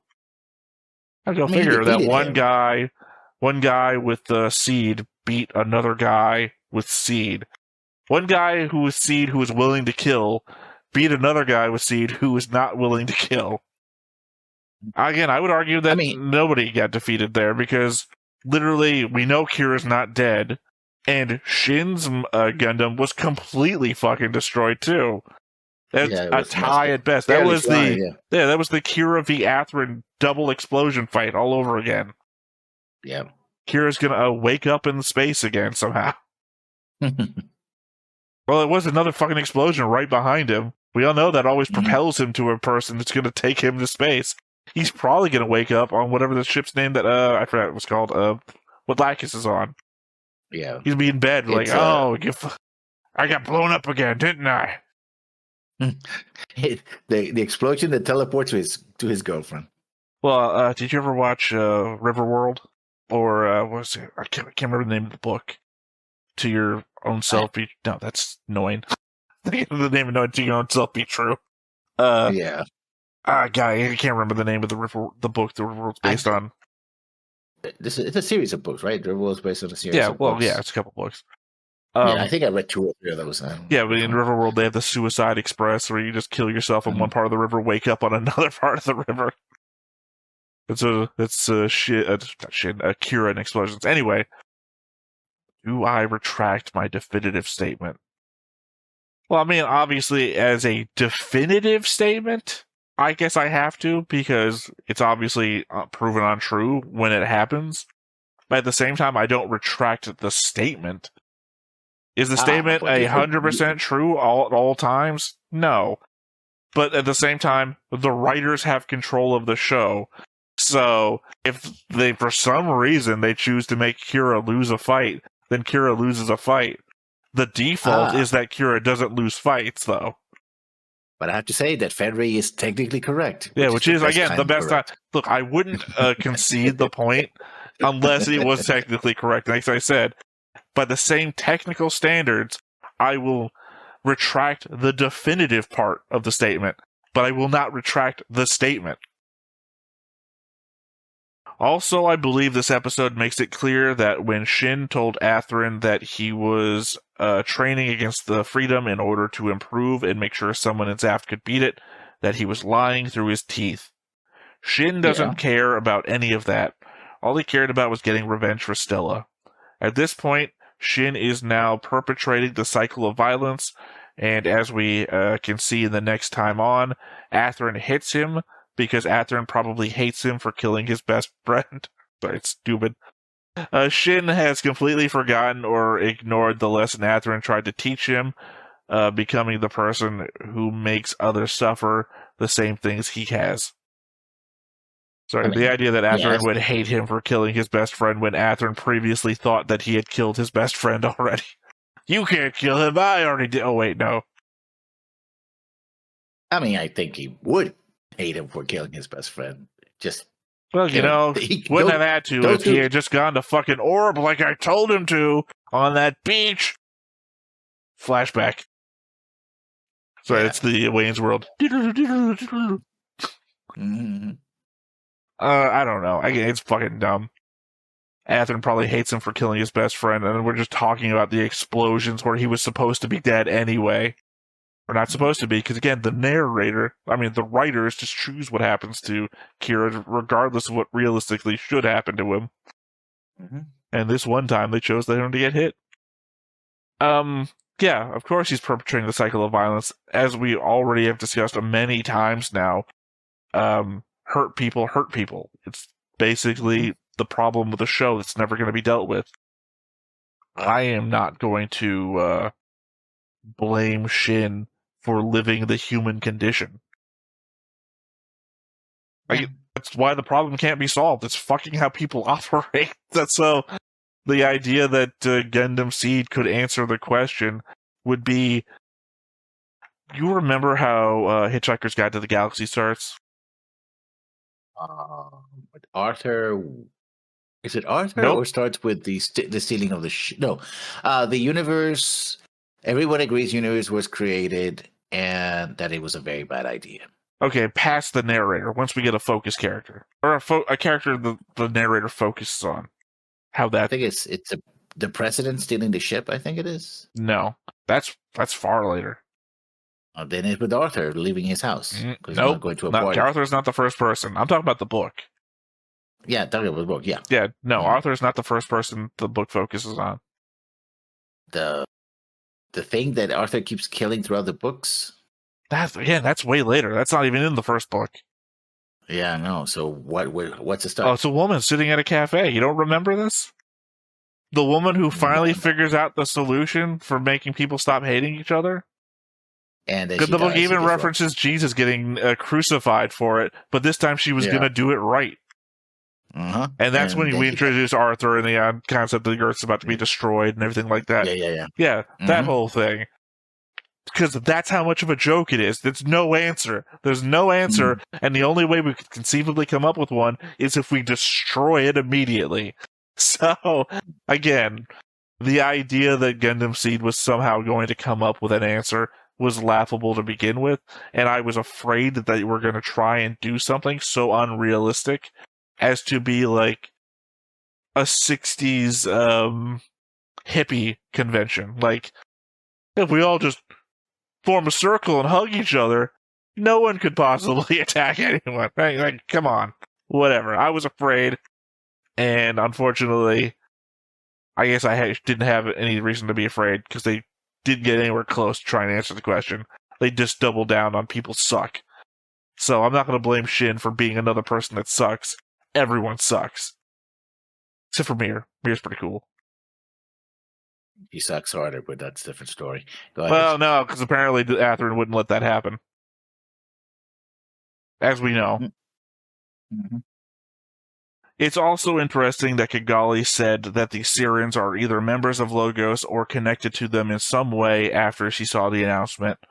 This might mean that Zaft would invade Orb just to get to them, and while I despise the Sirens, I think it's also important to consider that Durandal may have included names of people in that announcement who aren't actually members of Logos, but it would serve his purpose to label them as such and potentially give him justification to intervene and remove countries or people who he finds problematic. Which is what I said, that if the Syrians are removed, then Orb is left without leadership, especially if both Kigali and the Syrians are dead. That leaves a huge power vacuum in Orb. Here's the problem here is, I mean, you're rehashing a thing you've already said, but I don't think that's the focus of the comment. In that the Syrians didn't say, "Why are we on that list?" That's not something they themselves said, so indicating that if they are on the list, they're not worried that they are Logos members. They're worried that why are all the other Logos members that we know on that list? Yeah. Kigali pointing them out and them not pointing out, wait, we're not Logos, defeats that whole thing about if they're not Logos and Durandal is putting people that aren't Logos on the list.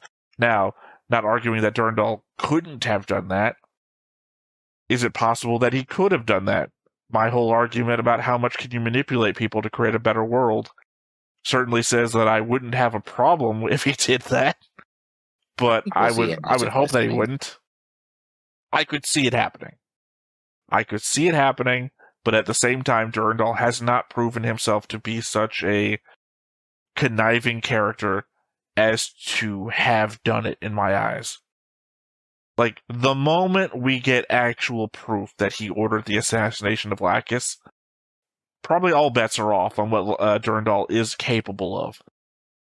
Committing identity theft? I don't think you're ordering the assassination of entire countries. Literally, he's guilty of Milli Vanilli, and that's the worst so far.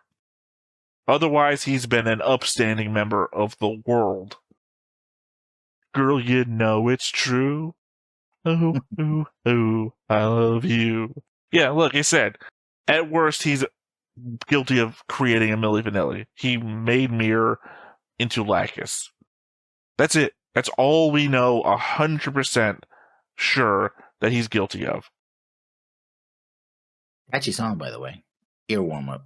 I mean, it is. That's why they became so famous. Literally, they made a movie like a couple of years ago about Milli Vanilli, and they used "Girl, You Know It's True." They used that song. Theme, yeah. That's how big of an earworm it is. That far after the fact, they made a movie, and that's the only thing carrying that whole movie. Oh, other than the fact that Milli Vanilli are interesting people. The two guys, obviously not their real names, but they are interesting people regardless of the fact. But yeah, again, do I think he's capable of it? Sure. But then again, I'm not exactly sure who Durandal is at the end of the day. Because I don't know exactly what he is guilty of. There's plenty of shit he could be guilty of, and I think I mold my opinion of Durandal around the possibility that he is guilty of it. But I also mold my personality around the idea that he might be also a guy who's trying to create a better world that he himself could not live in, vis-a-vis the conversation he has with Rao in that flashback episode about always looking back at a world that it could have been, and Rao is like, well, that world never existed, so there's no point in looking back at it. And I believe Durandal had a point similar to, well, I will create that world where nobody has to look back. That he still wants to be with Talia, but he can't have that world anymore. So he's going to make a world where nobody has to be that way. He went back to being with Talia. It's just that. Well, they're sleeping together. That could just be a fleeing sort of thing. We have no idea if Talia's still married or not. Like, that could have just been the opportunity, and he took it. Doesn't mean they're together. Obviously, we don't know if Talia even had kids. Well, I mean, maybe she did. Maybe Ray is her kid. We have no proof of it. There's so much shit on the table that we haven't solved yet. I'd give you some yarn to make a conspiracy board with, but we know that you're not like a cat or something. I'm not kidding, yeah. All right, well, that is the end of the comments. Anything else you want to add before we get into the episode? No. Except for one thing. Yeah. Well, I guess that said, there's nothing left to do but I was giving you a moment in case you had one last thing you might want to say. Let's hop on into it. But before we get started, make sure that you hit the like button. Hit that subscribe button. Comment down below to feed that algorithm. on top of all that, if you want to watch more shows like this, Unfiltered. Uncensored. And uncut. as well as some early access stuff, You can check it out over on the Patreon. It's just $5 a month, but hey, no pressure. There's zero pressure in order to do that. It's just a little bit of extra support, and it would be greatly appreciated. Alright, let's see how they all survive. I mean, specifically the Archangel, which wasn't fully submerged. Like, we saw the top of it still above water.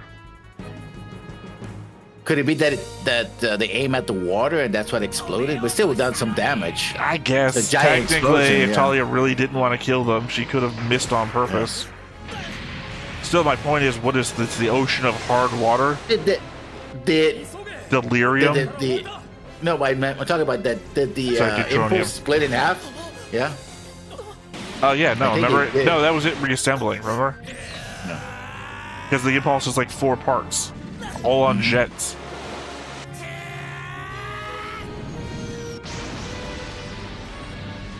Right where the cockpit should be. I did stare at Kira's eyes for a bit because I thought he went out of seed mode for a minute, but no. Just cold dead eyes, Kira.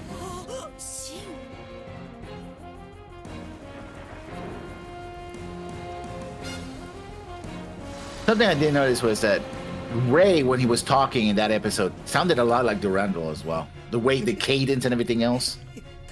But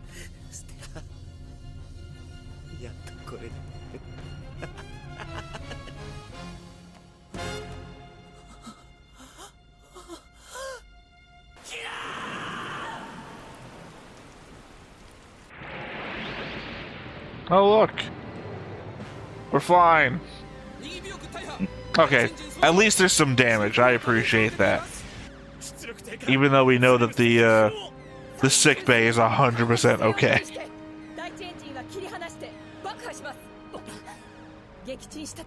Oh, we haven't seen this trick since, well, Gundam 79, but also The Hunt for Red October and every other submarine movie I've ever watched, ever. Except for maybe The Widowmaker. What are you fucking doing? No. She said... No. Don't launch, yeah. Yeah, no, she said shut up. She said something very... in English, in the English dub. She, like, said shut up, sit down. So how the fuck did they prep the Rogue when nobody prepped the Rogue?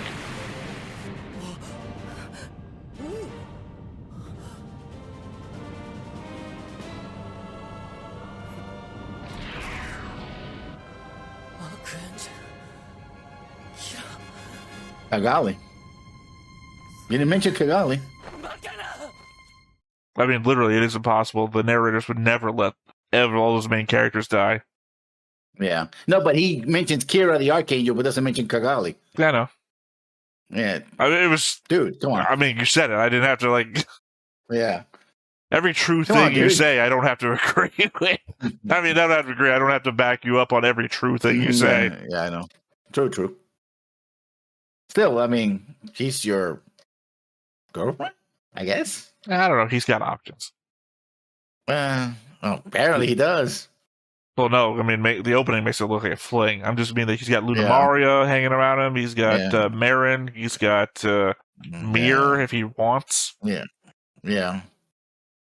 Look at this, Kira. You're not the only one with a Lacus. Mm-hmm. Mine's better. Well, no, I don't think so. I do. All these characters are dead. Yeah. Anyway, again, I appreciate the element that it at least took damage and it sacrificed a bit to push the idea that it's dead. I mean, granted, they should be able to detect it still. They've got very high-tech sensors. They've detected it underwater and tracked it before. The moment, did they? Yeah, you don't remember when the whole thing about them in the I can't remember, was it the Black Sea? They knew where it was. They knew exactly where it was to have the fight for it. So the moment it leaves the scene of the wreckage,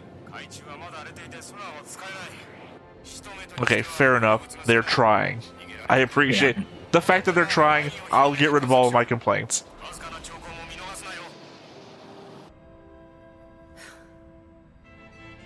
She knows.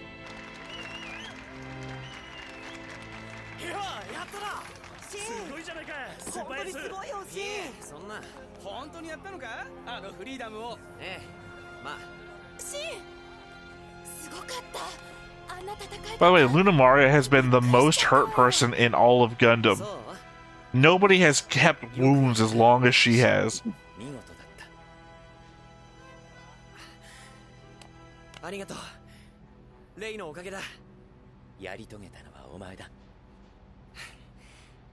Remember that when the tribunal comes up, it was you who did it.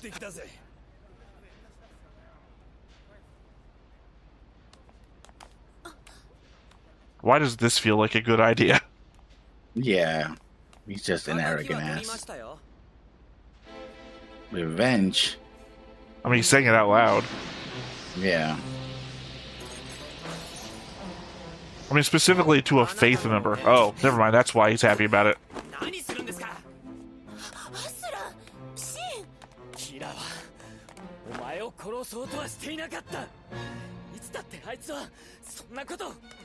Well, except for those 9 people on this ship.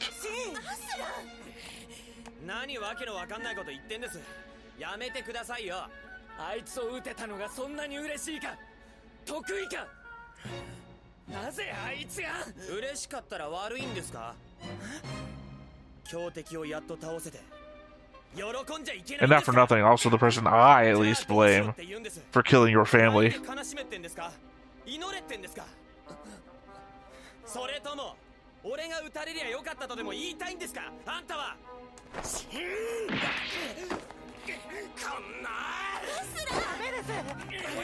Oh, legit, don't fight him back. Take him to court-martial.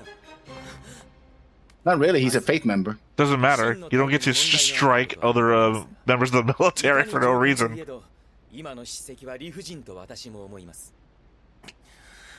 Fuck you.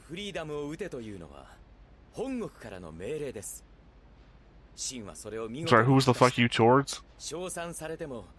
Oh, because well, actually, Akron is the one in the wrong still, to me. Yeah. I mean, I understand where everyone's coming from, but if you had a problem with this, maybe you shouldn't have rejoined zaft. No, that's true.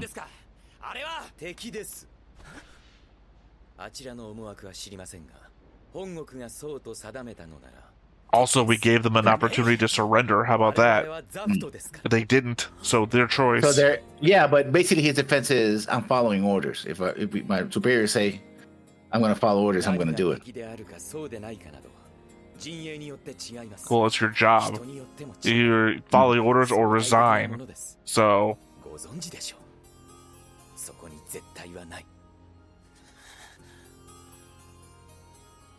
Turns out Shin was a Sith all along. Yeah,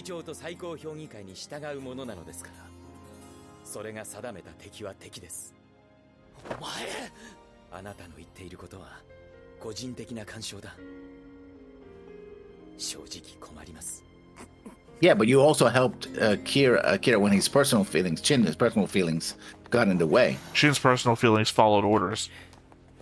No, when he his personal feelings. No, I'm talking about now. I know what you're saying. I'm talking about now.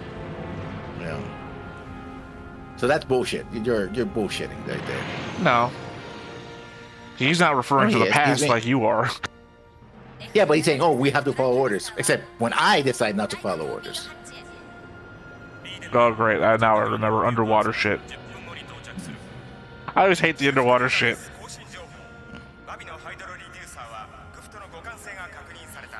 Goof. I also hate the inclusion of standard Gundam mobile suit names in this.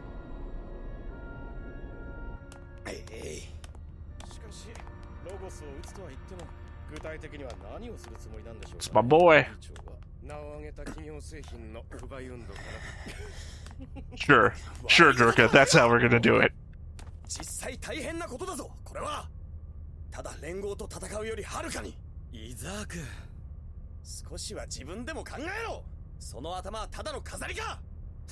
It's my boy.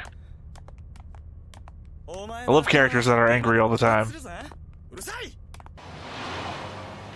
Wish she still had the scar. It was cooler with the scar.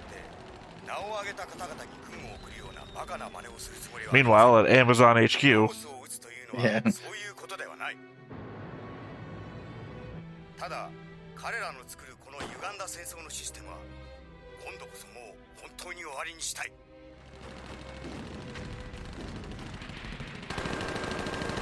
くそ、騙されてるのはお前たちだぞ。コーディネーターの奴らに。I mean, to be fair, you're on the wrong side. 分かり合えぬ化け物 Yeah. となぜあなた方は思うのです。そもそもいつ誰がそう言い出したのです。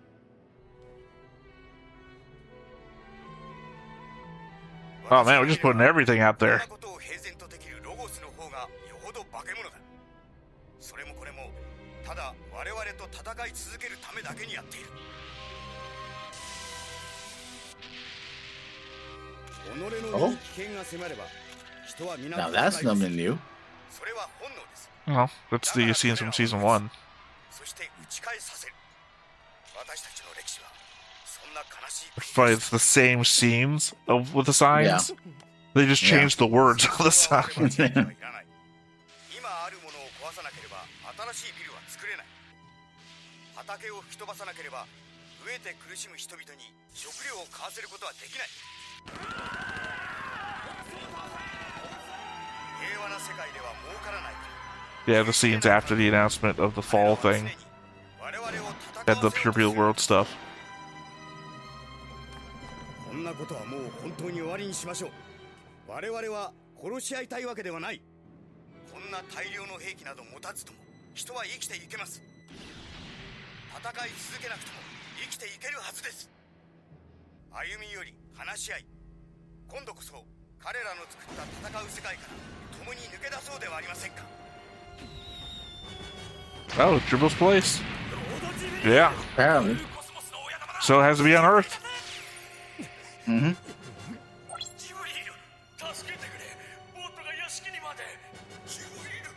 Yeah, see, not for nothing, but it is Logos people being attacked. Yeah.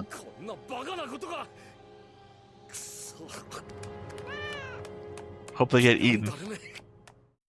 Eat the No, rich. don't, cat. Oh, eat the rich, yeah, not the cat though. Yeah, eat that pussy. Cats. Oh, You don't eat come pussy? on. Sorry. Sorry. Oh, look. Back into bed, like I said he would be. でもよかった。傷もそうひどくはないって先生言ってたぞ。でもフリーダム You know, Moo's not really hurt at all. I wonder why he's in here in the sick bay and not, like, in the brig. あれを落とされちゃったら僕は。何言ってんだキラ。今はそんなこといいから。インパルスにやられたって？ざまみろ。Surprised they gave him a spork and not like a regular spoon. Dude, that should get you punched in the face. It's Moo. They're very confused about what to do. Like, I really like this guy, but he's an ass right now. Plus, he did sacrifice his life to save you before. この間は俺たちと戦ったくせに、今度はザフトが敵かよ。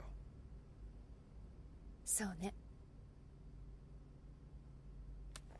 大丈夫なの、キラ君。あ、はい、もう。さあ、よかったわ。アークエンジェルもだいぶひどい。Again, he's only got bindings around his wrist, and you gave him a spork. I think he's gonna try to escape. That's what I'm saying. He could cut his way out with a spork. Hell, I've read murder reports where people got stabbed to death with spoons. I don't think he's like... Can't take him seriously. どうなのかしらね。じゃあそこでどうするんだ？俺は。I mean, maybe even try telling him about the memories thing? ムーラフラガってのは。I guess they tried. あんたの何なんだ？ No, they just mentioned the name a lot around him. 戦友よ。かけがえのない。でももういない。 Say, just fucking don't do the thing where you just dance around it and don't say anything. It's annoying as fuck. ああ、わかった。それでいい。今後もそうした申し入れは基本的にはどんどん受けてくれたまえ。でも何もこんな時に議長がご自身で地球へ降りられなくとも、指示はここからでも十分お出しになれますわ。そういう問題ではないよ。旗だけ振ってあとは後ろに隠れているようなやつに。 I wish that was true. Especially these days, I wish that was true. しかしすごいものだね。人々の力は恐ろしくもあるよ。こちらが手をつかねているうちに。Jubal for president. Ah, sorry, not Jubal. Duradol. Duradol for president 2028. 奮起しているのですわ。本当に戦争のない世界にできるならと。できるさ。皆がそう望め。 By the way, you like my new dress code? では、 You guys gonna be wearing on the council next year? Yeah. Got the idea from Roy Mustang. ウィラード隊からの報告。アークエンジェルの撃沈は未だ確認できぬものの、フリーダム撃破は間違いなし。 Well, I mean, that's good, because it's the most powerful mobile suit in existence.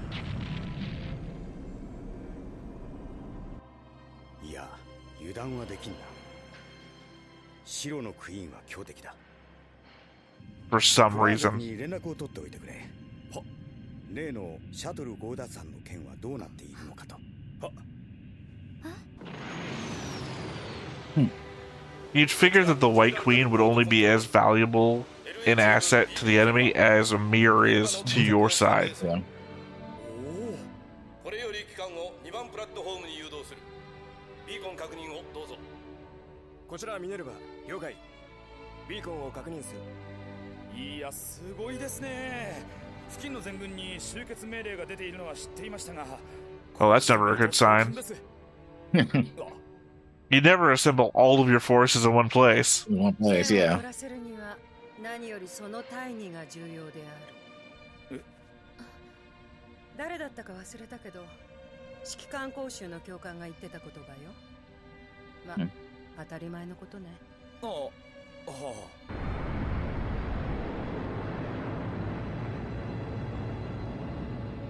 I also believe it's the point of the song at the end of Starship Troopers 3. I don't remember that song. 私たちにははっきりとそれが示された。It's something about if it's good to die if you know what you're fighting for. これより本艦はジブラルタルへの入港シークエンスを開始します。各隊員は所定の部署についてください。 I guess I'll get new mobile suits. ジブラルタル入って次はどうすんのかな、俺たち。 Well, I mean, they were still repairing them. Yeah. They said it'd be easier just to get new ones, but they were repairing them currently.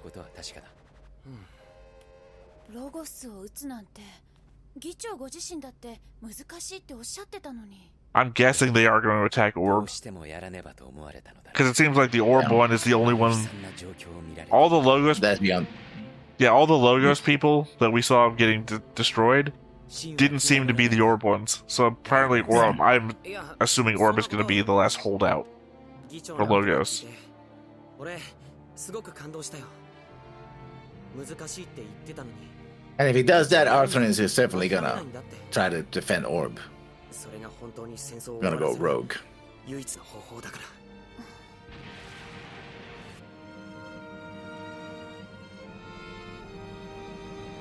だったら俺だってどんな敵とでも戦ってやるさ。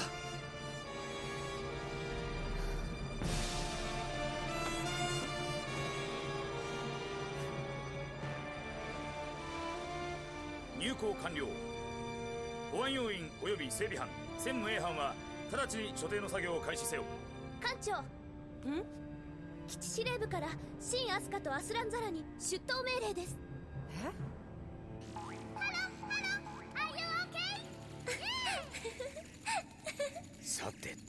The rip-off Mr. Pink is just red.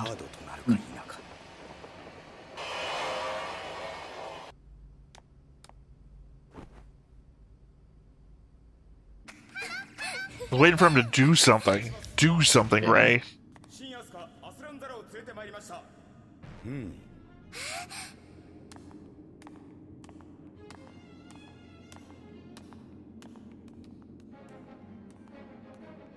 お久しぶりです、議長。先日のメッセージ、感動しました。いや、ありがとう。私も君たちの活躍は聞いているよ。いろいろあったがよく頑張ってくれた。ありがとうございます。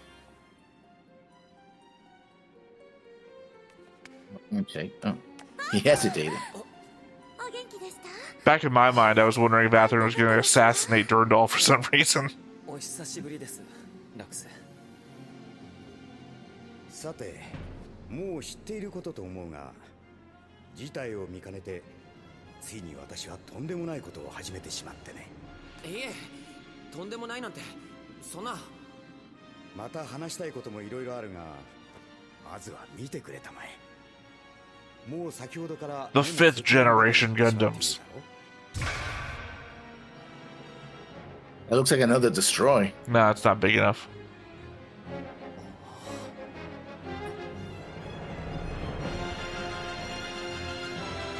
I was waiting for my Perchin of being instantly wrong.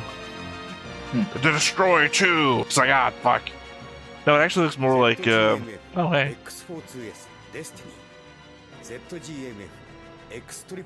Gotta love our naming conventions, so yeah. どちらも従来のものをはるかに上回る性能を持った最新鋭の機体だ。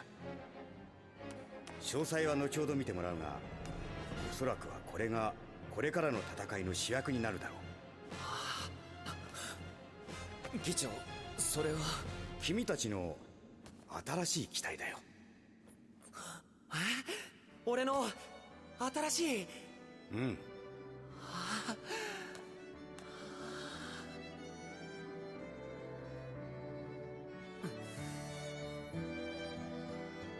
Gotta do a new cell job on Atherin.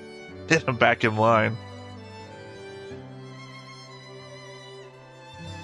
He's clearly not happy about this.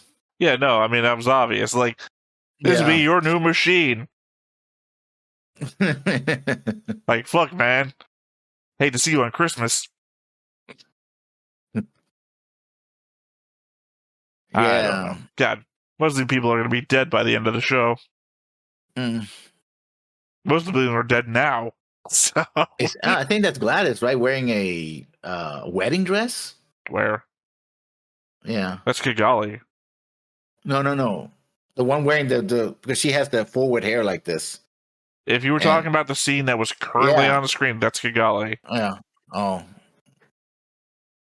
Yeah, no, Talia has never been. Sorry, you call her Gladys for some reason. I used to call her Talia, probably because of DC Comics. So yeah, because her name is Gladys Talia. Yeah. Talia Gladys, I think. That's the last name is Gladys. Yeah, no, I'm saying I call her Talia because it's easier to remember because of Talia al Ghul. So, you know, mother of Damon Wayne, daughter of Ra's al Ghul. Mm-hmm. Is it really okay? It's never going to be. Well, thank you, Gundam Seed. Thank you. Yeah. では夢のために戦えと示される力。だがそれは何を叶え、何を奪っていく。真実ばかりではなく、また偽りだけでもない Stealing the Gundams.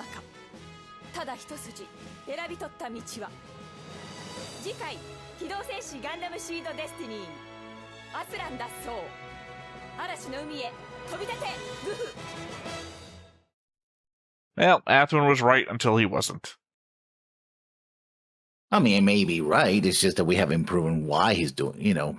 Okay. It's gonna be okay. You who has motive is one of your top reasons for figuring out why people do things. Mm-hmm. Yeah. If you're doing something, if you do something and it turns out to be right, it's not retroactively right. You were still wrong in the moment, proven right later. True. But I think the idea is that he doesn't want the attack on Orb, so... Just saying, if I go out in the street and I shoot a random person, and then 5 days later we find out that guy was a murderer, I didn't know that. I just killed a random guy. True. Doesn't make me right. But in essence, that's the thing that it's the problem is how he's not supposed to go against Durandal's orders. He is under direct control Durandal on the council, but he could technically do whatever he wants. If that was true, all of that stuff on the next time on wouldn't have happened. True. The soldiers wouldn't be shooting at him if he had the authority to just do what he wanted to do. Which seems to me that he probably, here's my badge, something like that. Yeah.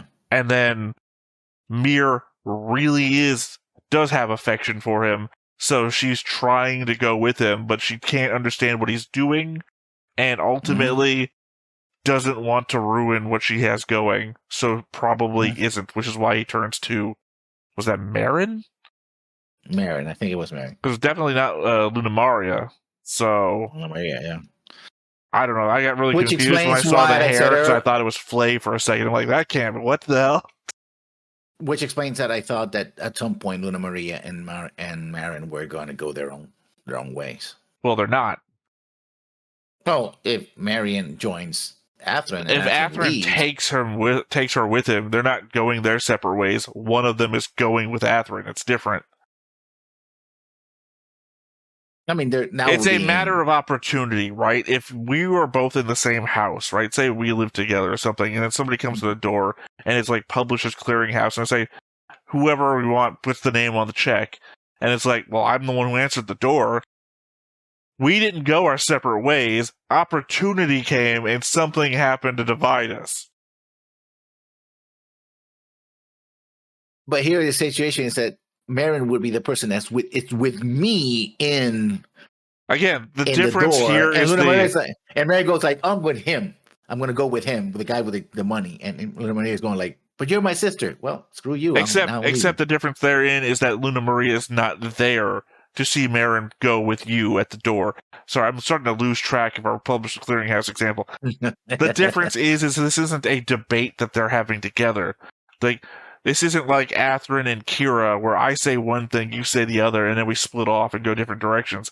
One of them is present to make a choice, and the other has no idea a choice is being made. That's not them going different ways. That's one going away. It might be a technical difference, but I think it's a important difference in defining what is happening. Because, I mean, God, was it? I can't remember if it was season 1, and I'm not now associating it with season 2 or not.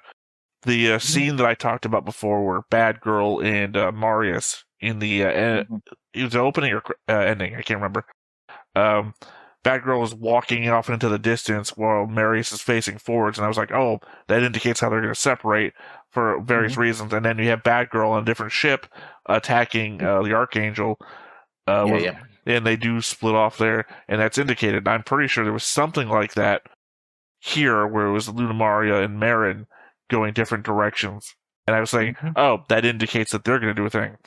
And in season 1, when that happens, Bad Girl is having ideological differences with Marius about how to control the ship, what should happen in case of an emergency, how the fighting should happen. Yeah. I'm saying there's an ideological statement happening there. Luna Maria and Marin have not had anything like that. So I do not put Marin leaving with Atherin anywhere near the same boat as a split between the sisters. Hell, that is just Marin like, I kind of like this guy. I'm going to go. And Luna Maria being like, I didn't even get to answer the door. Yeah. But thank God my arm's not broken anymore. Yeah. As it's been for the last 7 months. The whole set is first put Chin against Kira and now Chin against Atherin to give Atherin a reason to leave. Because for him it's personal, because he feels that at least his best friend, who cares about his ex-girlfriend, I suppose, doesn't care about her, but Charlie cares about his best friend getting killed, and he's resentful about that, and he thinks, this has gone wrong. Maybe he's now believing, hey, this whole thing that maybe Kira was right by telling him, that they try to kill Lacus, and him, we'll see. If we get that flashback, I'll be surprised if we don't get that flashback to, the beach again. Like, they try to kill, and like we're not going to get that flashback. Well, I'm sure there's like a good 20 minutes of flashbacks left in the show. Mm-hmm. whole episode's worth. So that was it. That's it. The episode is not horrible. I did like Chin getting punched in the face. He was too arrogant. Again, court-martial. Yeah. Again, I don't appreciate him getting punched in the face because it's not his typical arrogant persona. You're saying he's arrogant. He literally said, "I got revenge for the both of us." He literally thought he's lying. He's not lying. He's not lying there. He wouldn't have said revenge if he was lying. He dropped He dropped all pretenses because before he said, "I'm preparing in case we have to do this." Now he's actively admitting it was all for revenge. But now he's like, I got it for you as well. And then we saw a flashback to what Shin supposes that Athrun would want revenge for. He thought he was doing good. He didn't walk up smiling because he was smug. He walked up smiling because he thought, oh, this is going to finally solve the problem between us. He did not expect Athrun to still be mad. That's why he was asking, what the fuck is going on? Why are you angry still? So, yeah, it wasn't smugness. He thought he had done good and was really confused. They didn't think it through, though. I think ultimately he was so motivated by revenge against him for the death of Stella, and he's just roping it in. It's like, oh, by the way, you also got revenge for something. It's like, dude, I didn't want. Look, if I went out for my own reasons and killed a guy who happened to be the guy who killed your dad, and I was like, hey, I got revenge for you too, the question's not going to be, yeah, but you mostly did it for you, right?